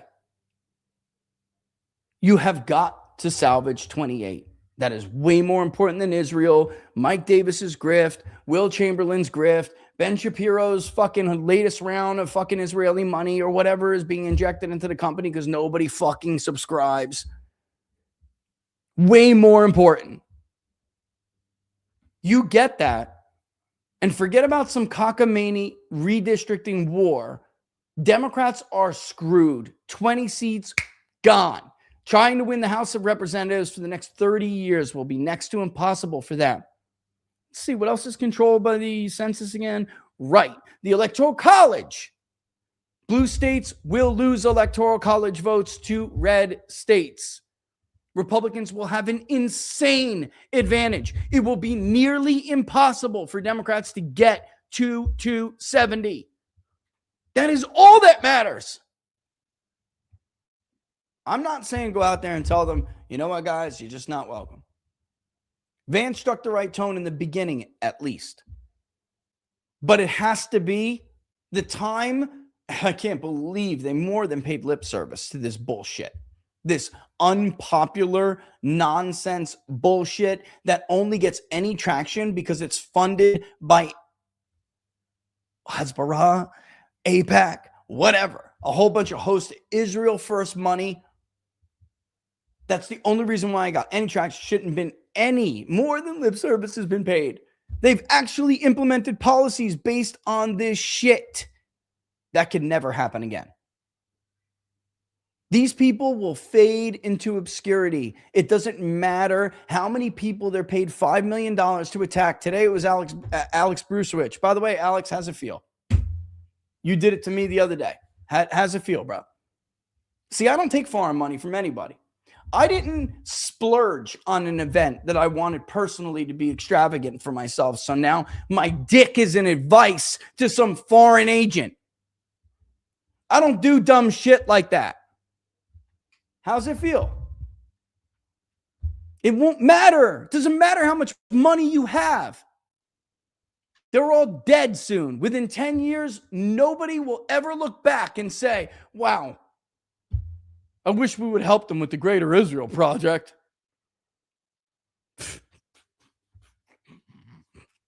And the funniest thing about this is that money can make you arrogant. It can make you arrogant. It can make you feel like you're stronger or more powerful than you actually are. They don't even know they're like, these guys are low on, like Will and the rest of, they're low on the totem pole idiots. They have no idea they're cooked. Absolutely no idea. But the Mary Madelsons of the world do. Bibi himself knows they're cooked. The Israeli government understands that the special relationship between the U.S. and Israel is basically over, or will be over soon, which is why they tried to use Donald Trump. Listen, everyone that I just mentioned in this show has one thing in common. They have tried to use Donald Trump and his coalition for not the interest of the people who elected him, not in U.S. interests, for their interests. They've bled him and his political capital dry for themselves. This is their last hurrah. It's really disgusting once you get to see the entire big picture. It's gross. And a bunch of people who are supposed to actually be MAGA and be loyal to the guy. I mean, there legitimately are people at the White House. Their job is to protect the president politically. They failed miserably for their own interest. And now you have the president trying to punch his way out of a corner. It's actually really unfortunate because Donald Trump is like much, much smarter than this. He really is. I'm telling you, he is, guys. I don't subscribe to the theory that he's just over there like Biden dribbling on himself. Not only do I not subscribe to it, I know it's not true. Is he as sharp as he used to be? No. Even my old man is, definitely a Trump voter. And I said, I wouldn't want that job at our age because he's roughly his age. Who the hell wants that job at this age? I'm not as sharp as I used to be, but he's sharp. Sharp enough. Look at what he's saying. He's doing this because he knows he has realized the predicament he is in. It's such tragic. It's just so tragic. By the way, you know who else does? Lindsey Graham. Guy knows his ass is on the line. Why would Lindsey Graham do this? What incentive? Graham loves war. Graham hasn't met a genocide that he wasn't willing to fund. Dude loves killing little Arab kids. Yeah, man, we'll bomb everybody. What are you saying? Level them. Right? That was the word he used. Sir, do you know what total victory looks like? I mean, you really got to annihilate, but yeah, man, like we did to Berlin. Japan, man. Whoa. Senator, we dropped 2 nuclear weapons on them. Yeah, that's it. That's what I'm talking about. Republican Party's never been better. We're killing all the right people. I'm not kidding. I'm not making this shit up. Like, I'm pulling references that he said from various places. We're cutting taxes and killing all the right people. That's what he said. These are insane people. Right. Real funny from a guy who's never fought a war in his life. Bro, can I take another 2 inches? Isn't a battle, bro. It's a hobby. Let's see if I can get the bigger ball in my mouth. That ain't a war, dude. All right. And yet, here's what he wrote. I just had a very lengthy and productive discussion with Peace Missions and Witkoff about the state of play regarding Iran. After this discussion, it is my opinion that signing the MOU will be beneficial to the United States. In as much as the Strait of Hormuz will begin to open and the hostilities with Iran will stop. Whether or not the United States can reach an acceptable, verifiable deal with Iran regarding its nuclear program and other issues is yet to be determined. But I see little downside to trying. This fucking guy. In case you don't know what he's doing here, he is placating Trump. This is nothing Donald Trump couldn't have got from Mark Lynch. When you say, oh, but Rich, he's going to help deliver the Senate when he needs that vote. Excuse me. It remains to be seen, but I see little downside to trying. That is code for, hey, remember when I blackmailed your passage of the BBB until you gave me what I wanted, which was strikes on the 3, military strikes against the 3 nuclear program sites Iran had? Yeah, I'll fucking do that again. The economic stability that comes from opening up the strait and cessation of hostilities could create a pathway to peace well beyond the Iranian conflict. Oh, God. The expansion of the Abraham Accords and normalizing relations between Saudi Arabia and Israel is President Trump's and my ultimate goal. Yeah, but see, here's the problem. That's not Ben Shapiro's ultimate goal. That's not Mark Levin's ultimate goal. I don't know what Will Chamberlain's ultimate goal is. I guess it's whatever who pays him for what. It sure as hell isn't Bibi Netanyahu's ultimate goal. I feel bad for the Israeli people. I really do. And you would say, you might be tempted to say, but Rich, the government you elect is the government you deserve. We're Americans over here. Don't quote Jefferson at me. Jefferson gave us a republic, if we could keep it, Benjamin Franklin. They have a Knesset parliamentary system. This guy gets elected with paltry pluralities. And then he copy and pastes a governing coalition with other minority parties who win seats. That's how he has stayed in power. Polling looks real bad. I don't know if Tony Fabrizio is going to be able to save Benjamin Netanyahu this time.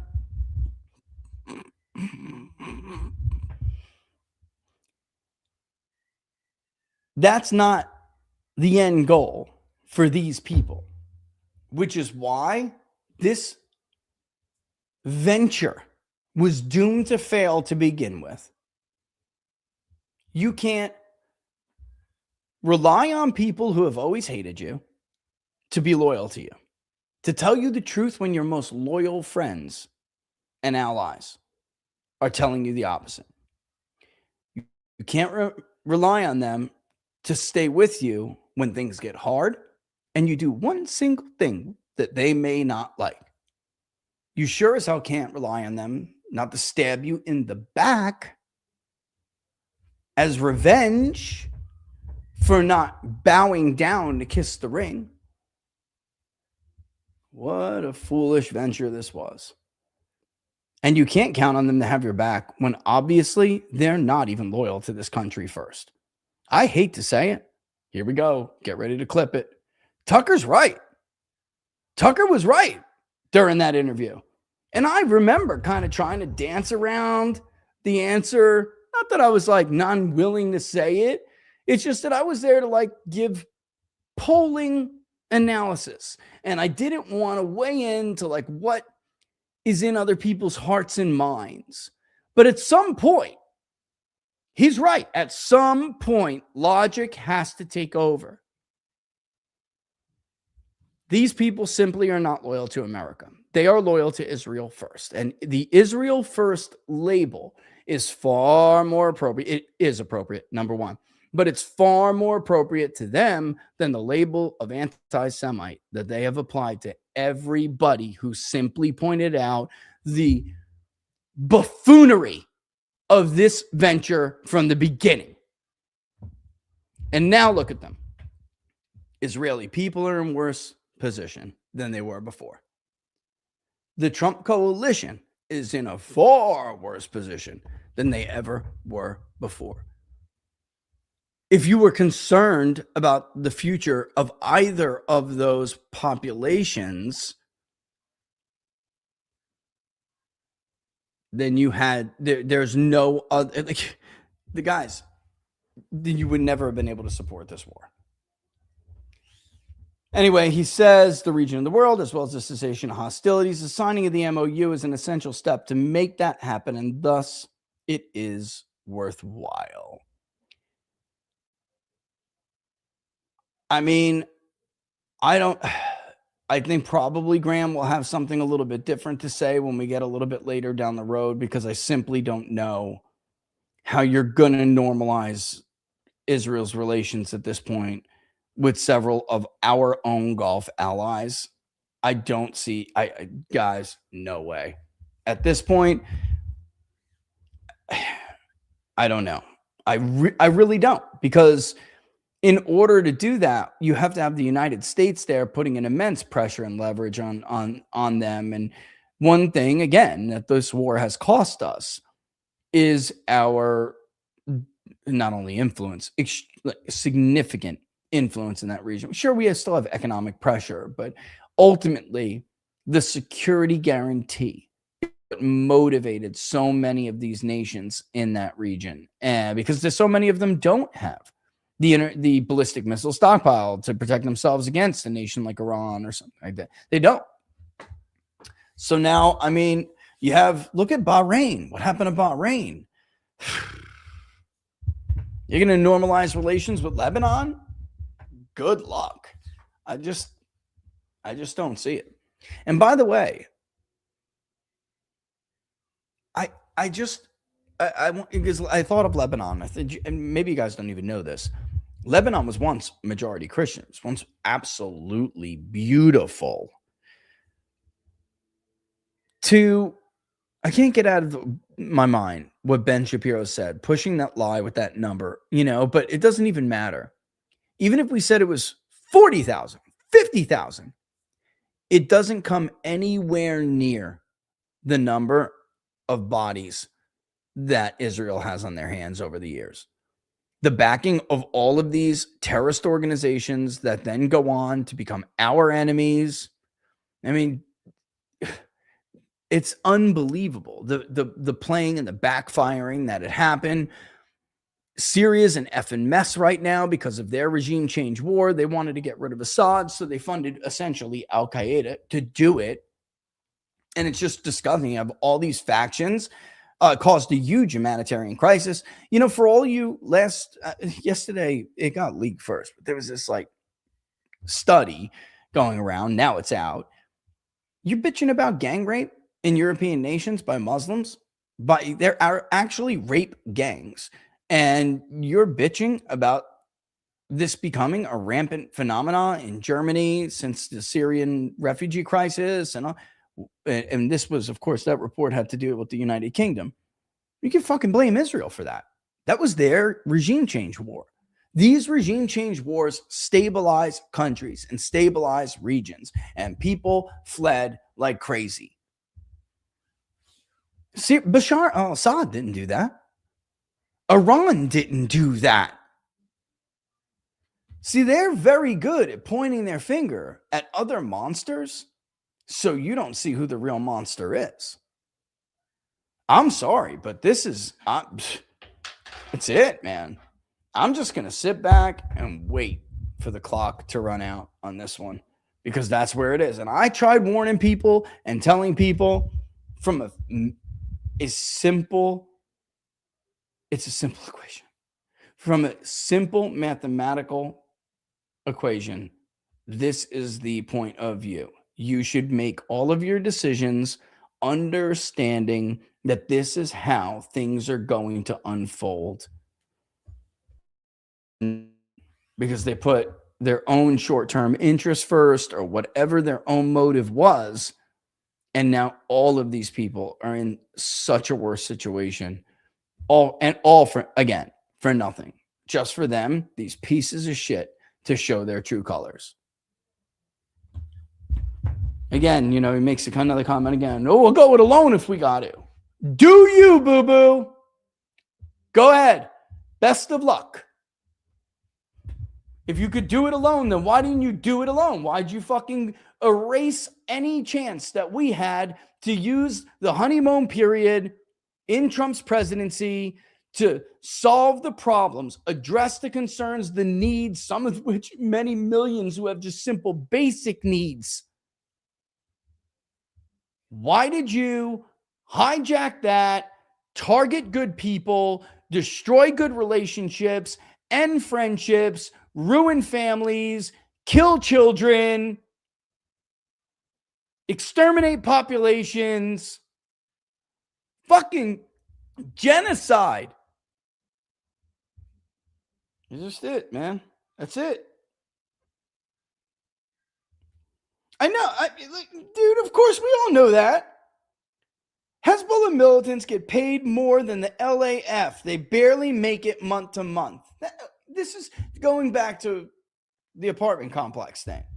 Which, again, that fucking loser Bonchi, who's never right about anything from Red State. What the fuck is that? Some fucking hyped up newsletter or something? Didn't that newsletter like blow off Ted Cruz every day in like 2016 during the primary? Get out of here, man. This is like ridiculous that some of these people are even still talking. John Podhoretz. Then we shouldn't have done it at all.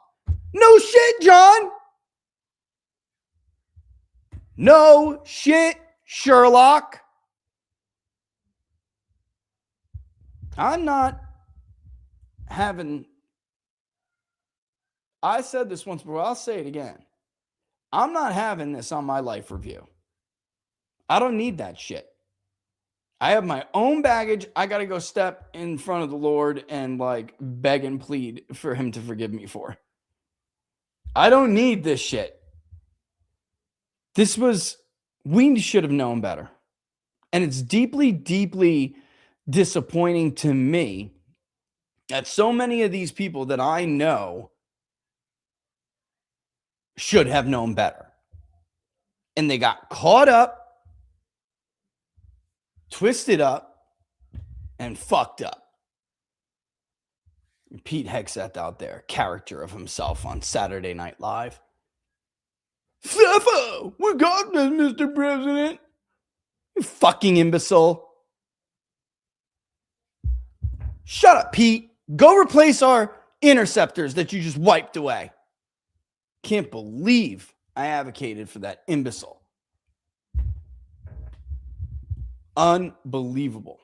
Not anymore, guys. People's Pundit's going to be mighty close here. Mighty more careful and look a lot more closely before he gives his thumbs up on anybody these days. What an absolute disappointment. Feffo! Fuck, we're going to find out.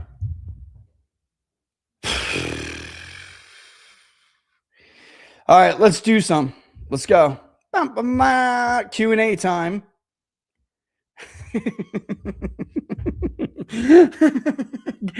Thank you, Gray. Because I got to be honest with you, I kind of needed it. Some of these shows are kind of hard to get through. You're like, wait, this idiot Will Chamberlain said what? Why is he still talking? Oh, right. Cash rolls everything around me. Cream, get the money. Dollar bill, y'all. Doesn't matter if it's a BBBB buck, y'all. MAGA frauds. Rubio will rally the base to win the presidency 2028. Fuck around and find out. Guy's gonna, and Gray, of course, is our resident sarcastic troller. He's going to get destroyed, Gray. Destroyed. And that's why I'm like, again, I see a way out of this. The census is all that matters. We're not the domestic policy agenda. It's gone. It's not going to happen. Okay. We're lucky to keep the border closed for the time being. We're not getting anything else. The president should hold firm on the SAVE Act. This is why, again, the same idiots fighting the same idiots over and over and over again. John Thune with the SAVE Act. The truth, did you see what he said? The truth is, so many of these senators hate Donald Trump so much, I can't force them to do it. Yeah, okay. Let's see if Chuck Schumer would tolerate that from his caucus. The truth is, John Thune hates Donald Trump. Thus has no incentive. He just went to the floor of the Senate yesterday, I believe, if not 2 days ago, to say we got to get this clean FISA. FISA is the most important tool we have. Well, if that's true, we're doomed. Because it hasn't stopped shit. As every Inspector General review has found. Violations of the Woods procedures, over and over again. They're wiping their ass with the Fourth Amendment. Trump better hold firm on it. Maybe he can force them to vote the SAVE Act. Force them in. Do you want your... if I was him, I would tell him, break the filibuster and pass the SAVE Act, or I'll fucking let this thing expire. Watch me. And just, dude, you're the guy they used it against, weaponized it against. You could just be like, you think I'm kidding? I was a victim of this shit. I promised to completely obliterate the deep state. Do you remember that, guys? Yeah, we're not getting into that either. So let's at least focus on the census. Yeah, man, he is. JD's on a world war tour trying to unfudge this debacle made by Trump getting dog walked. That's it, bro. I mean, he can't say it. I will. That's exactly right. Hope this works out for JD. Narco Marco, MIA. Right. Is it Halloween? Why is Rich dressed as a lobster? Brother, can a man get some sun? You know, 2 years ago, I had a vitamin D deficiency because I was stuck in the office all the time doing nothing but polling. Here's Laura. She'll tell you. I literally got prescribed vitamin D because I was never out in the sun. Oh, for real? Brother, let me go out and get a little red. Let me get a little lobster. So I had to go get Rich a little tent for his computer. Yeah, she did. So he could actually sit in the vitamin D. Now I'm sitting out when I'm home. I'm sitting out on the deck of the pool area with this little tent she got me so my laptop doesn't fry from the sun. Amazing how much it works. I fry, but I don't care. Let's go. I need some vitamin D in my life. Thank you, though, Cynic. That's funny, man. First black male mayor, one here in Columbus, Georgia. I'm not a fan of bottoms, but I can see the wave coming. I'm going to jail as a wrong-thinking BLK. That's why, not nothing, Steve, but you weren't going to see me running around defending these blatant criminals. They're criminals. They're going to need pardons by the end of this shit. And if the wave comes, which it looks like it's gonna. And by the way, look at what happened. Look at what's been happening with the vote.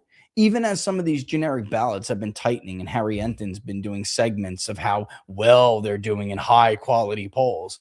Ipsos is a high quality poll, Harry. You're another fucking fraud. By the way, go wax your eyebrows or something, dude. Shit looks like it's coming off the fucking forehead. Are you like out there like, directing traffic and shit with the, I hate to make fun of people's personal, but it's like, it's just unbelievable. The math behind the price hikes coming for your iPhone, the Wall Street Journal.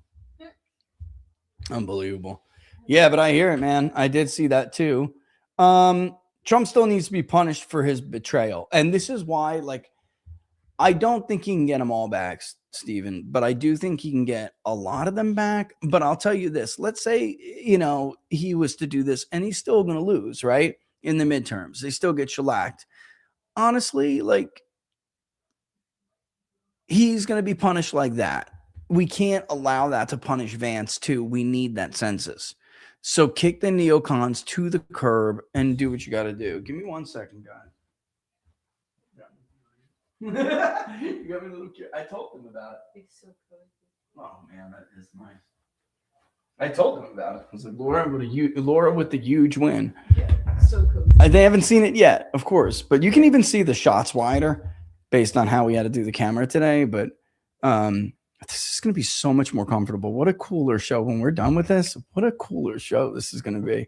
It's not just going to be me and a little screen. This is going to. Laura on a couch is a much better show than Rich on a screen. Wait a minute. Not sound right though. Yeah, but at least you'll be comfortable. You'll have a place to chill, and do what you do, and it's just gonna be way better. I'll be able to answer questions better. Yep. Cool questions better. I totally agree, Hitman Brody. I feel like the vibes are up after the peace deal. I feel like the vibes keep going up the more every day Trump comes out and it's like, you know what? Yeah, it's like we went from the greatest ally to the tiny partner or the little partner, or you called this is what needs to be done. He needs to constantly on a daily basis watch how you talk about the Israeli people because it's not their fault, but you have to bitch BB on a daily, dude. On the daily, hammer that dude. And who cares what these dumb paid off neocons say? They're loud because they're being paid by Hasbara money. They're loud because they're scumbags and the neocons have all the money. That's it. And I actually wanted to show this. Do I have Charles Spearing's? I do. So Charles Spearing used to work for he works for the Daily Mail now. Used to work for the Washington Post, I believe, at one time. Anyway, he says this. So he puts on this quote. Actually, it's a quote report. He says JD Vance calls out critics of the Iran war who say they're out and blackpilled on Trump, calling it very immature. You have to stay engaged in the process. The reason why neocons are much more effective in politics than the people on the other side in our coalition is because they play the game. That's part true. That's partly true. It's not entirely true. And I understand what the vice president is saying, but this is what he doesn't understand. The neocons are effective because they have more money. And the new right, who once flew under the MAGA banner and elected Trump because they believed he could overcome their money, they have only recently, new MAGA, real America First, only recently begun to discover alternative allies in tech, et cetera, where they could get money. Yeah, I mean, FAGA is just got money, but it's literally going to be dead soon. Literally dead soon. So, I mean, who cares? You know, like, who cares? Just move, keep going. And we'll look at, unfortunately, you know, the best case scenario is if Vance is able to weather this thing, doing what he's doing. We keep the census, we get that census. We lock Democrats out, and we'll look back at Trump as the last dupe of the neocon movement. And, you know, but with fondly that he snapped out of it the way kind of like we did. Hopefully, I don't think it's going to be quite as good as this, but as much as we can make it like COVID, where it was like, yeah, he screwed up, but then he corrected. Trump tried to correct within 2 weeks when he did the COVID lockdowns. This is not going to be that. So I'm not trying to blow I'm not trying to blow hot air, I'm not trying to blow smoke up your ass. Yes. Thank you. I'm not trying to gaslight you here. It's not going to be like that. But I'm saying, like, we can try to make it as much as we can like that. And we're never going to get back, everybody right away, but we will be able. I'm telling you, it will go the more and longer we humiliate these people, the longer it will go, the more it'll go toward doing that. And the group may not have money, but they have votes. That's all that matters. They have votes and they have the future. Yeah, they do. They have the future. This is what nobody seems to understand. If we chase them away to Democrats, we're dead for 50 years. We're dead. It's not going to go back and forth the way it used to. It's not. Democrats are going to get one of their Roosevelt, 30, 40-year domination periods. It'll be Gen X first. Generation X first. As the silent gen dies and phases out totally. And it's like Boomer 1 hanging on and being pushed by Boomer 2. It'll be the dominant group will be Gen X. And will be screwed, especially as those women shift to Democrats. And then right up behind that period, when that period's over, 10 years later, it'll be millennials. And we'll get hammered because the millennial male who once voted for Donald Trump as their last great hope won't even vote anymore, or not at large enough rates. And women will be Democrats. And if they do come back to vote, they're going to vote Democrat for somebody like John Ossoff, who's talking about the Epstein class. And then somehow, if we survive that period, which I don't think we will, but let's assume we do, make room for Gen Z. The most pissed off group of them all. They're going to elect a Mamdani, and we're all getting burned at the stake on Friday the 13th as retribution. It's going to be terrible. That's your future. Burn it down, baby. Burn it down before it happens.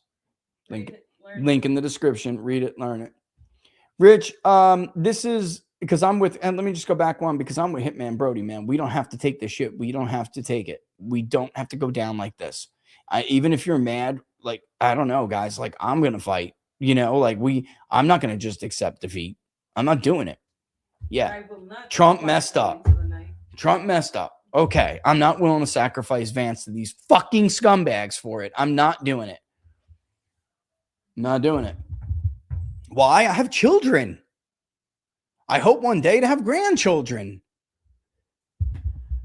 And I know that doesn't make a lot of sense to people, Laura, who are younger and don't, like those, especially like younger millennials and, like Generation Z. Like, I know it doesn't make that much sense to them. So it's very difficult for us to convince some of our younger friends to not be mad anymore. Not, friends and follow, But what I want to say is this: never have I ever heard in any generation, in any lifetime, say, especially at a young age, kids turning around saying, I don't think I'm going to have children if it's going to be like this. Have we ever heard that? Ever? I don't think so. I don't know if you guys, I'm sure you did hear, the amount of times we hear people say that from regular people and from voters. Like, I just don't think I'm going to have kids. Young teenage kids. Yep. Yep. If it's going to be like this, I'm not bringing a kid into the world. Whoa. That's literally a threat to the perpetuation of our culture and our, not quite species yet, although Elon Musk is right about that, but it doesn't matter because the species will inevitably be doomed if Western culture is destroyed. You know what I mean? But yeah, back to Rich. This is the Trump I was all in for. Right. I think he's gotten the message. If he stays on point, it'll be unstoppable. Let's go. Like, yeah, come on, guys. I know, me. I'm not a gaslighter. I tell you guys the truth. I'm with you, Thornton. I just don't see the point of laying down. Why? Give Mark Levin back the microphone? No. Then we'll finally get out of NATO so he can bomb Erdogan. And by the way, they'd lose that war too. Are you kidding me? Erdogan will kick their ass. Turkey will kick their ass. Again, dude, well, we're actually 4,000 years old. No, bitch. You were created in the 40s. Somebody said none of my Gen Z peeps want kids. See? That's a perfect thing. And none of my Gen Z peeps want kids. Yeah. Operation Clean Break finally hit the Iran wall. We got some great comments today. I mean, look, it's got to happen. We got to get rid of these. I mean, it didn't come as soon as we hoped, but and hope. And you know what I really do think is important. I don't think it's totally inevitable, guys. I think they can derail this thing. It's not like the other fake deals. But they can derail this if they bully Trump back into it. He's got to have back. And look, I'm not happy with him either, but I'm happy he made the decision he did, and I'm gonna have his back for this against these two-faced scumbags. He shouldn't have did us dirty, and we'll reckon with him later. But right now, we got to end this war, because I don't want interest rates high, because that's all the Fed can do to deal with the soaring inflation, because idiot Netanyahu doesn't care about our CPI. And Ben Shapiro is more loyal to Netanyahu than he is to Donald Trump. And who, by the way, ever doubted that was the case? Oh my God, Rich, you're an anti-Semitic. That's the dual citizen trope. No, it's not. I'm not saying you have dual loyalties. I'm saying you don't have any loyalty to us. Only loyal to Israel. You were never, excuse me, I'm just sorry, one second. You were never loyal to Donald Trump. Never. JD needs to demand Rubio be involved in this deal. Otherwise, when it is destroyed, Trump and Marco will pin it solely on him, never outshine the master. Oh, that's actually wise. I have thought about that. I tend to agree a little bit with you. I just don't, it's a needle to thread. You know what I mean? And what I was going to say before, somebody said, can we ask Turkey for our nukes back? Turkey, we've decided you can't have your nukes. Can we have our nukes back, please? We're reneging on that gift. Will Chamberlain says we can basically dictate to any nation what military capabilities they're allowed to have. Dude, read a book, Will. Starting to think you bought that degree. May this never mind. I'm not even going down the Mel Brooks thing, because they'll be like, see, it's a trope. No, bro, it's Spaceballs. Okay? It was a funny movie. Spaceballs. You guys remember? Nobody did it better. I loved Mel Brooks, man. I did. He had some of the dude, Robin Hood Men in Tights. Come on now. I love that movie. Robin Hood Men in Tights. Even the song, hilarious. But Mel Brooks, may the Schwartz be with you. you, guys. If you're young and you're looking at me like, what on earth is he doing? You need to go watch Spaceballs. The best line is at the end when the Planet of the Apes look at them coming out of the nose of the statue, which is supposed to be like the Statue of Liberty. What is that coming out of its nose? Oh, Spaceballs. Oh, shit. There goes the neighborhood. So I should have got that scene if I knew I was going to bring it up. So Fight 250, medieval joust for Roman gladiator. It seems like a lot of kiss the ring going on. I mean, like, we got to fight. What are we going to do? What are we going to do? Not kissing the ring. I told you, the reckoning will come. I'm just not willing to give it all up. I'm just not. We all know the Israel-induced folly has ruined the midterms and destroyed our once glorious coalition. But I must say, if Trump actually goes as far as regime change in Israel, I and many America First only patriots would once again crawl over broken glass to vote for Trump a fourth time. Ending Israel as a threat to the civilized world should now be a priority. Listen, Ryan, I think it's like we're in the Great Awakening in this country right now. This special relationship was bought off. It was bought and paid for and created out of thin air. It didn't. Barnes and I have conclusively showed this. It did not exist before 1977. In the immediate aftermath of the Holocaust, Americans still did not sympathize with Israel over Palestine. It was not some great thing. Zionism was heresy until the early 80s in most Christian circles. It's horseshit. It's horseshit. And it has once again robbed us of our great opportunity. All we had to do after 9/11 was go murk some terrorists. We did not have to go get rid of Saddam Hussein for Israel. All the money, the blood, the treasure wasted.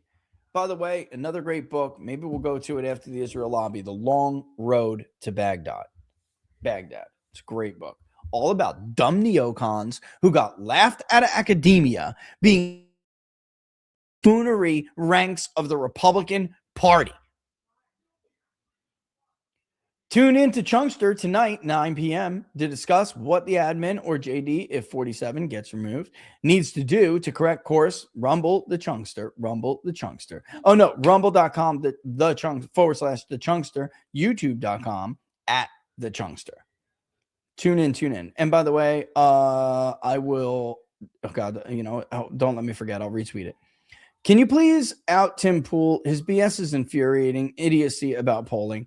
I haven't seen what you're talking about, but I'll check it out. I've noticed Tim has not asked me on recently. And I understand Tim's frustration. And there's all this talk about, hey, man, Tim, take the BB bucks. I even understand why he did, because it's just being honest doesn't pay. It just doesn't pay. You get attacked, you get torched. Yeah. You get blacklisted. It's I get it. But just to me, I don't know, man. You can take those BB bucks and stick them up your ass. You can take the MAGA ink bucks and stick them up your ass. I don't need that. I just don't. Would it be nice if they paid me the way Democrats paid David Shore simply because I'm the smartest one around? Sure. But I'm not kissing rings or ass for anything. You either see the value of it or you don't. Then get lied to. Then hire dudes who get pushed in the village, and that's it. Best of luck to you. It's astounded me since this BS started that they can't understand these bastards were always never Trumpers. So to only be around as long as their grip was beneficial, be it money or ideology. How much money have they made as we have suffered? Amen. Here. Can I get a here? Let's pretend we're in the House of Commons. Rattle the table. Well said.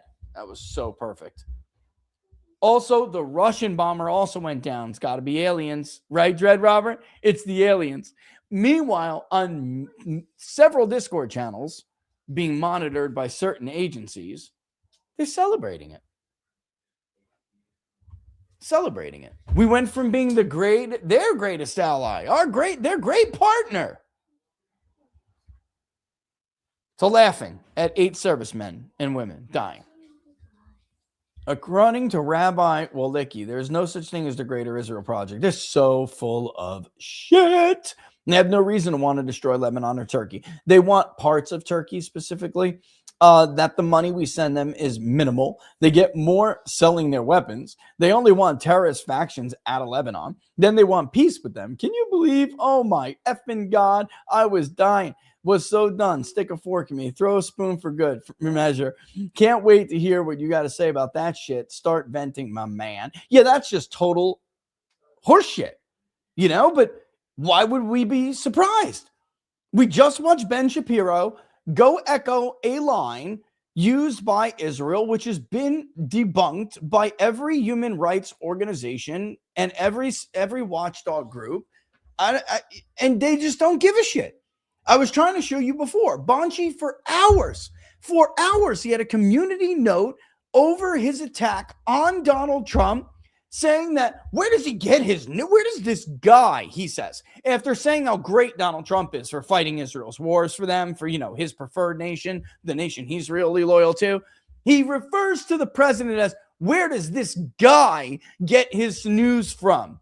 He's the president of the United States, you stupid, arrogant piece of shit. He knows way more than you. Where does he get his news from? That dude immediately found out about that 4-year-old girl and was pissed. You killed a 4-year-old girl and other innocent people in an apartment building, and you lied to us and said it was Hezbollah. They don't care. They just don't give a shit. Care about their lives. So those people are less. They are less than them. Can we really just say what this is really all about? I've gotten so much trouble for simply pointing out, like, people like them are supremacists. They are. They don't look at Arabs as people. They don't look at Palestinian Christians as people. It's not a one-off to watch a group of IDF soldiers execute unarmed Palestinian men who were walking down the street of rubble.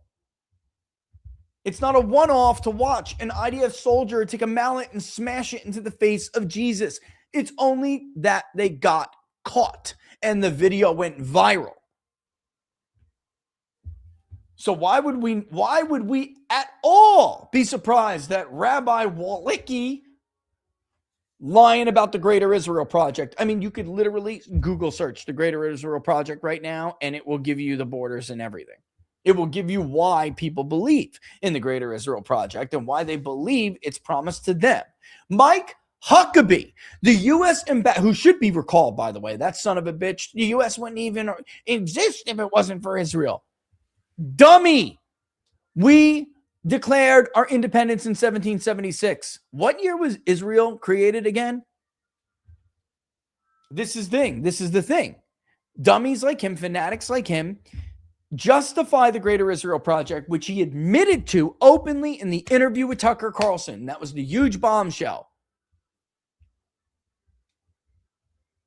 To the sea.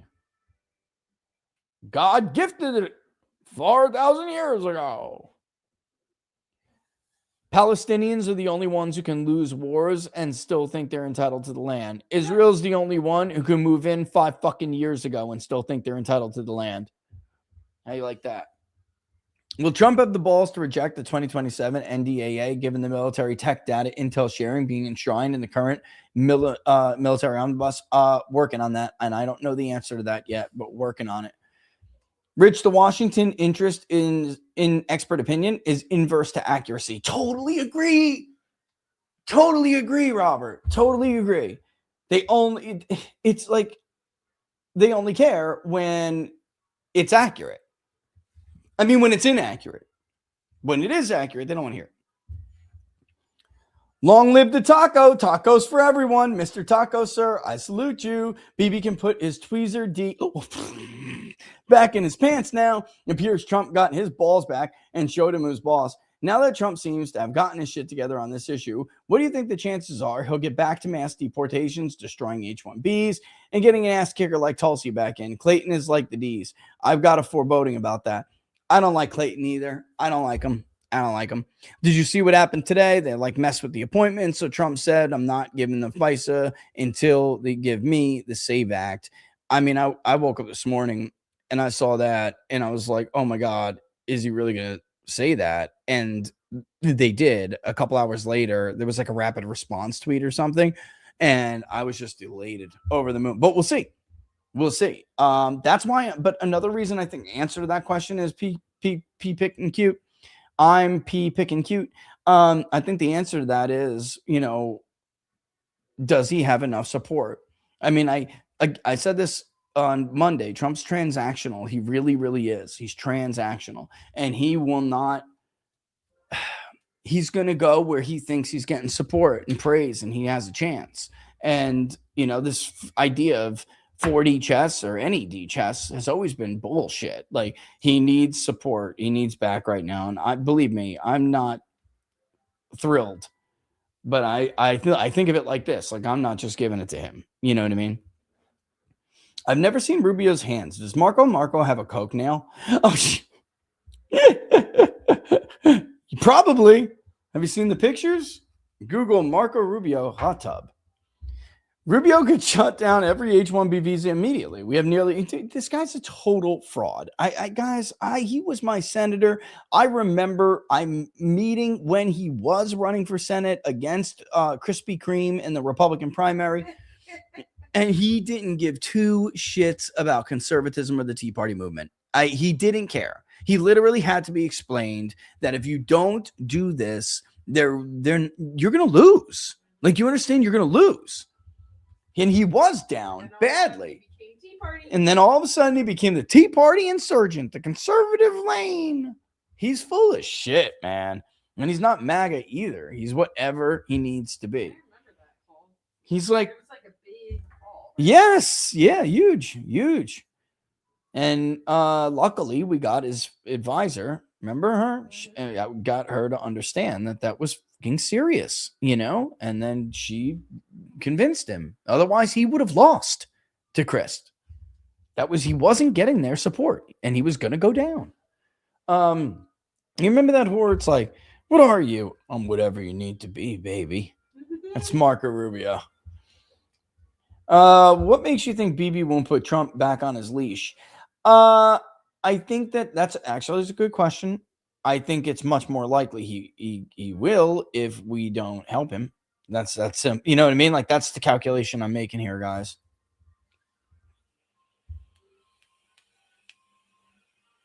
Wait, I got to go back to Blondie's thing.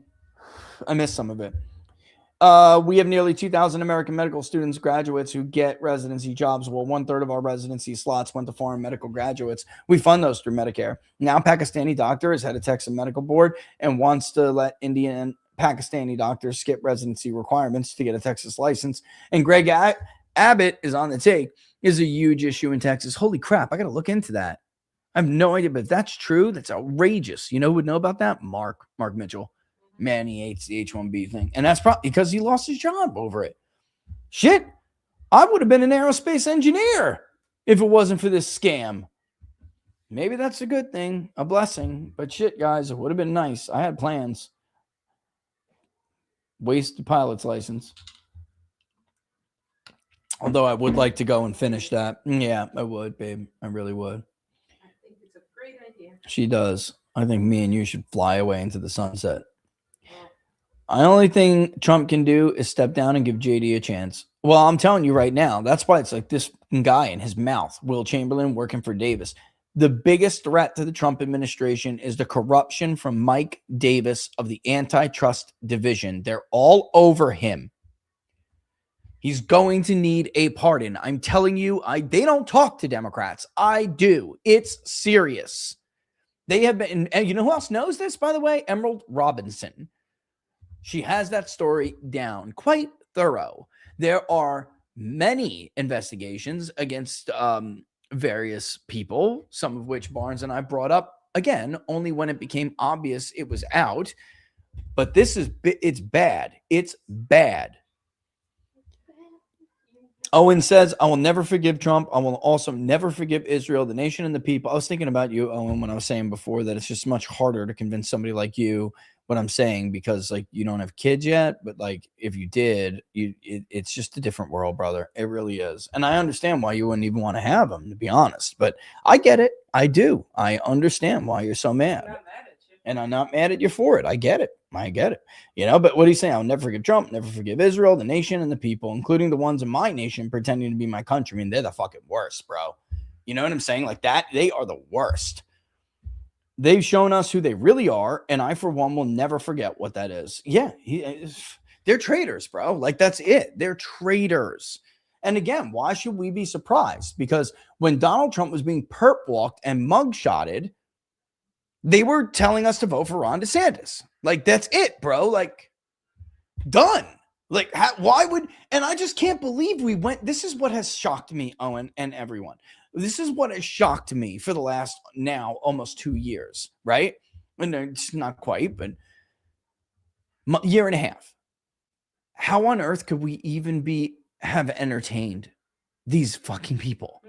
How on earth could we even have entertained these people, especially since so many of the good people who gave up vast fortunes, who spent their own money, who put their own lives and liberty on the line. Peter Navarro went to jail. Steve Bannon went to jail. Robert Barnes and I spent our fortune of our own money. Right. What about the people on January 6th who died in jail? Because they had subpar treatment, actually less than subpar. Cancer, suffering. Imagine suffering with cancer in jail and not getting treatment for it. Could you imagine that? Over what? Trespassing at best? You know, think about it. Lucky, yeah. even though the door was Owen open, Schroyer. He gets a pardon, and they're like, oh, because Owen Schroyer got a pardon from Trump, he should just be blindly loyal, even though Trump is doing the wrong thing. And it's like, no. What you're asking Owen Schroyer to do is be bought off with that pardon. Owen was the principled one there. And by the way, he broke from Alex Jones first because he saw it coming based on who Trump was getting money from and who Trump was surrounding himself with. And Alex was like, no, Trump will never do us dirty like that. I mean, that is kind of the backstory. And I don't know if I should have blasted that out there, but I don't know why Owen doesn't get the credit he deserves for it. He put it together before everybody else, while still, and admittedly, I was wrong. Robert has admitted he was wrong. People like us and Alex were like, no, he's not going to do that. No. And by the way, I'm not even sure the Israelis will do that. I'm not sure Bibi would do that. He would not hijack our presidency. He knows what it means. And he fucking did. He did. Huckabee is a traitor, like his pal, Jonathan Pollard. Exactly right, Robert. Dude, that interview with Tucker was totally disqualifying. And who got Pollard in to meet Mike Huckabee? By the way, Mark Levin's stepson. They're all of them. This is disgusting. It's disgusting. And he did that. Speaking of Owen, he was like, oh yeah, the reveal on you, bro. I got the goods on this guy, the People's Pundit. And it's dubious past. You mean the one I've been talking about for a decade, you stupid, bald, fat fuck?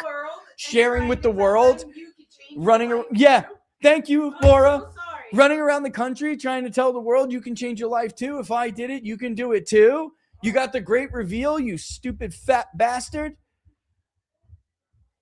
Scream some more, Mark. Scream some more. It must suck to not be a man yet. Oh my God. That's why Megyn Kelly just keeps saying, shut up, micro penis. He hates it. He hates it. And then he did what he did to Jack yesterday. Listen, I've known Jack for years, man. Jack is another one. Personal, like how much he's gone, to bat for this movement, like while Mark Levin was supporting everyone but Trump in 2016, then was all on the DeSantis train.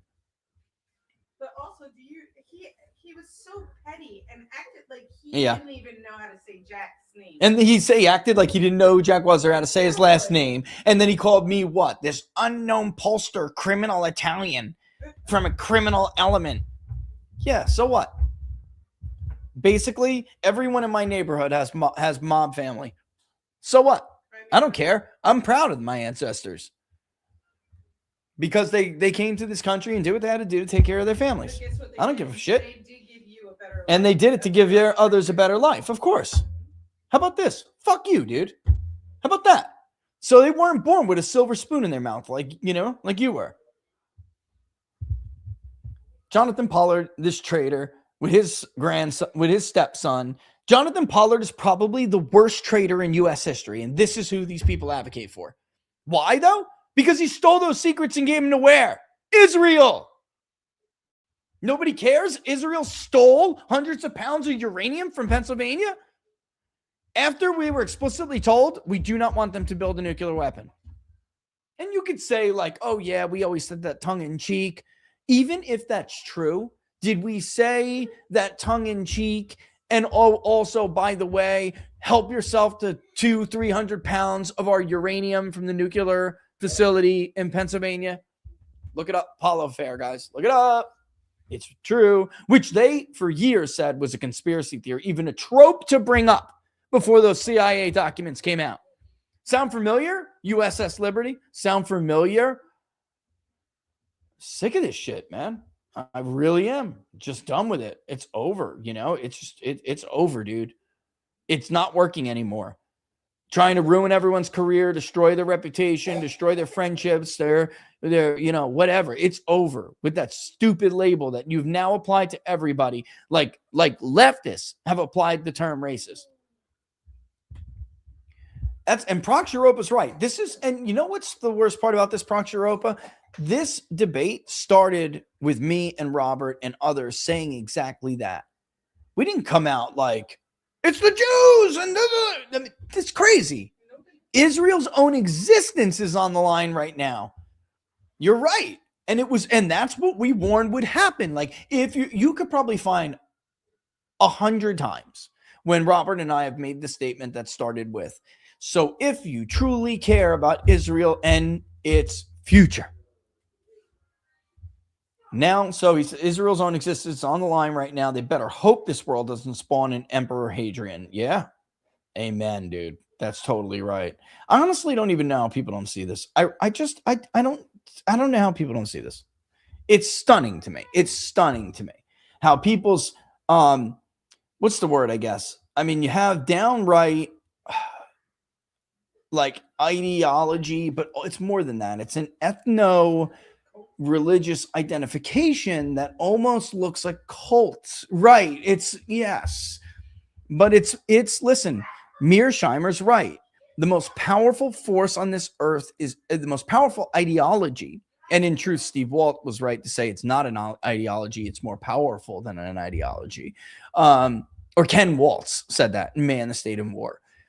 But Mearsheimer was half right. Waltz, I think, put the fine point on it. Nationalism is the strongest force on earth. It is. And they don't have national loyalty to the United States. They identify as Israeli. They identify as Jewish. So they identify with Israel, and they're willing to literally sacrifice your lives. I mean, the lives of your kids that you send off to war, the future of the nation, the Trump presidency. That's nothing in the grand scheme of things. It's very obvious now, and it's unfair to say that we're not allowed to point that out while they blatantly, nakedly do it in front of everybody. As everyone's life is ruined and worsened, right? It's not right. I'm not playing that game, guys. The same way I rejected outright playing the Democratic game. You know what? Trump called for a Muslim ban. That's going to be popular. You're xenophobic. Whatever, bro. You're Islamophobic. Whatever, bro. Like, I'm not doing it either with this. And the same baby, I gotta say this again. And I'm gonna say it, until I get it through everyone's thick skulls. The reason they use leftist tactics is because they are leftists. And I'm just gonna keep repeating the very short history every time I have to bring this up. Neoconservatives are leftists. They are leftists at heart, and they are leftists in lineage and history. Bill Kristol's daddy was a Trotskyite, Irving Kristol, and they all followed him into the ranks of post-Vietnam Democrats, calling themselves neocons, who have been thrown out of the Democratic Party for blatant stupidity like this, by the way. And they believe, and using the term neocon is not a replacement for Jew, like Mark Levin has accused me and Jack Posobiec of doing. Neoconservatism is a school of international relations thought. They believe in using the primacy of U.S. power to shape the world in its image through nation building and regime change. And they bitched for years about not being considered a legitimate school of thought. Well, now they got it. And if you use it, and if you talk about it, in an effort to get them to defend their own views, their failures, their shitty policies, and their entire worldview, they say that's a trope. And you're saying neoconservative in lieu of Jew because you're a Jew hatred. And your Jew hatred is in your DNA. Like, whoa, bro. You're the one sounding like a eugenics supporter now. It's in my DNA. All right. So with that in mind, I guess I got a boogie woogie. It's 8:43. We're way past it. Don't forget, guys, if you like the videos, to like and share them. Follow us far and wide.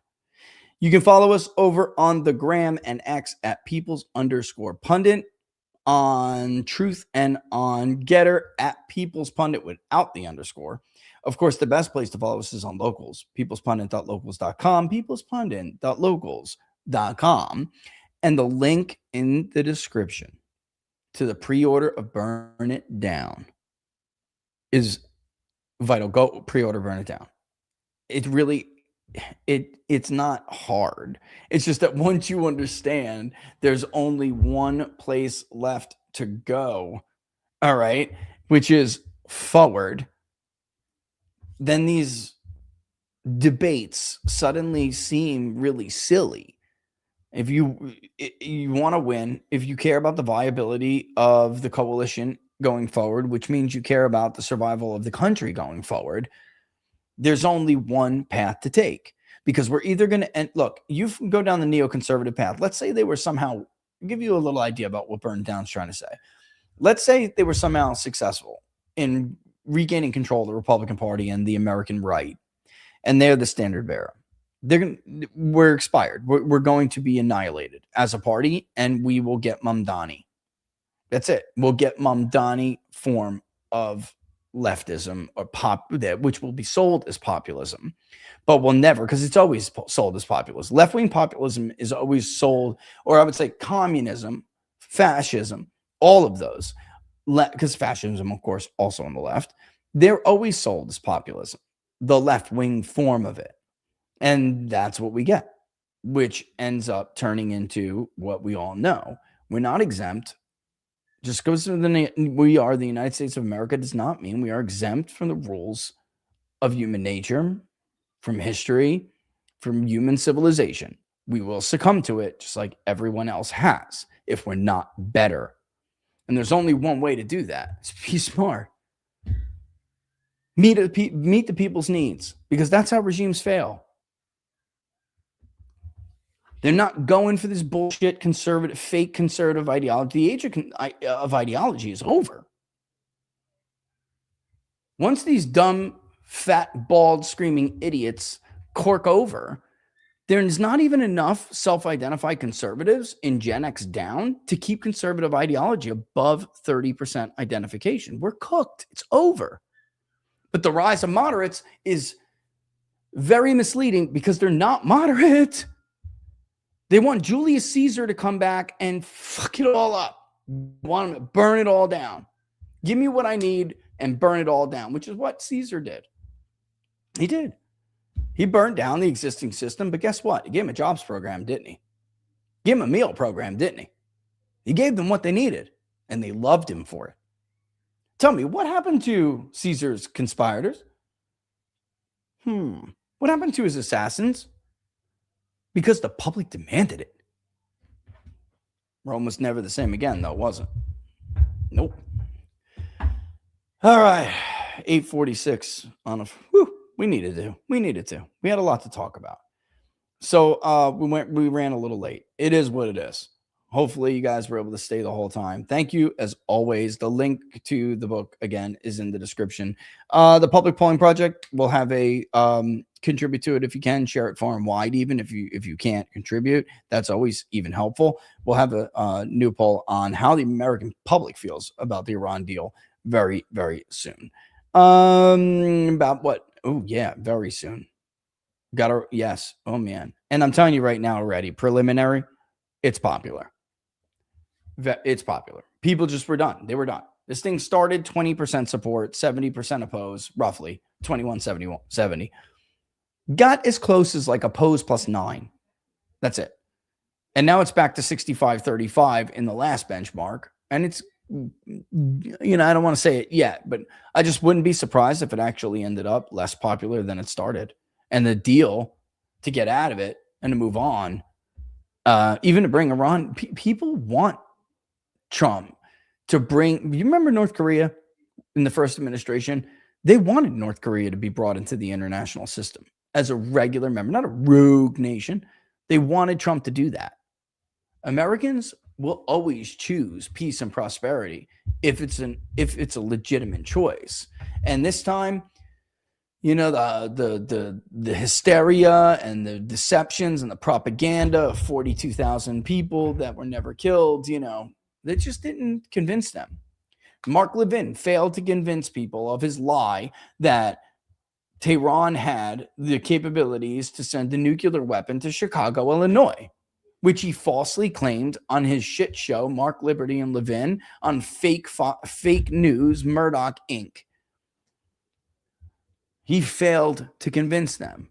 And now here we are. They won out. And we have to take an ass sandwich, a shit sandwich, guys. We just do. That's going to be the consequence of starting a foolish war that we could never win. All right. Love you all. Thank you so much for your support as always. We're going to roll on out of here now. It is warmer in here, man, right? Woo. Oh, you like it? Yeah. Oh, I'm fine. I'm ready to go get some ice. Are you kidding me? Yeah, well, it's Antarctica out there. Is it? Let's go. All right. Below zero, guys. He's trying to make me into a popsicle. Yeah. I like my women cold. What can I tell you? You just like me cuddling you. Exactly. Cold means you need the hot. Dude, I always run hot. I'm like 105 degrees constant. It's like, you cold, girl? Come on. Bring it in for the real thing. You say that until my feet touch you. Yeah, her feet can get cold, man. It's like, holy crap, woman. Those are some cold ass piggies, as she is. Women, I think that's just a thing. My boys run hot too. Yes. All three of us run hot. All right, with that in mind, a little extra there for you. Sorry. Nothing but love for you. We'll see you guys soon, all right? Thanks for watching as always. Really do appreciate you guys. See you on see everybody on Friday.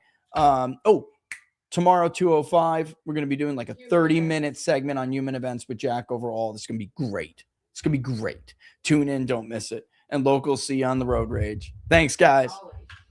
Yep. Deuces. Yeah, Roro. Awesome job, buddy. That poor little kid, according to Mark Levin, since he's my son, he's got anti-Semitism in his DNA. This poor child must run through his veins.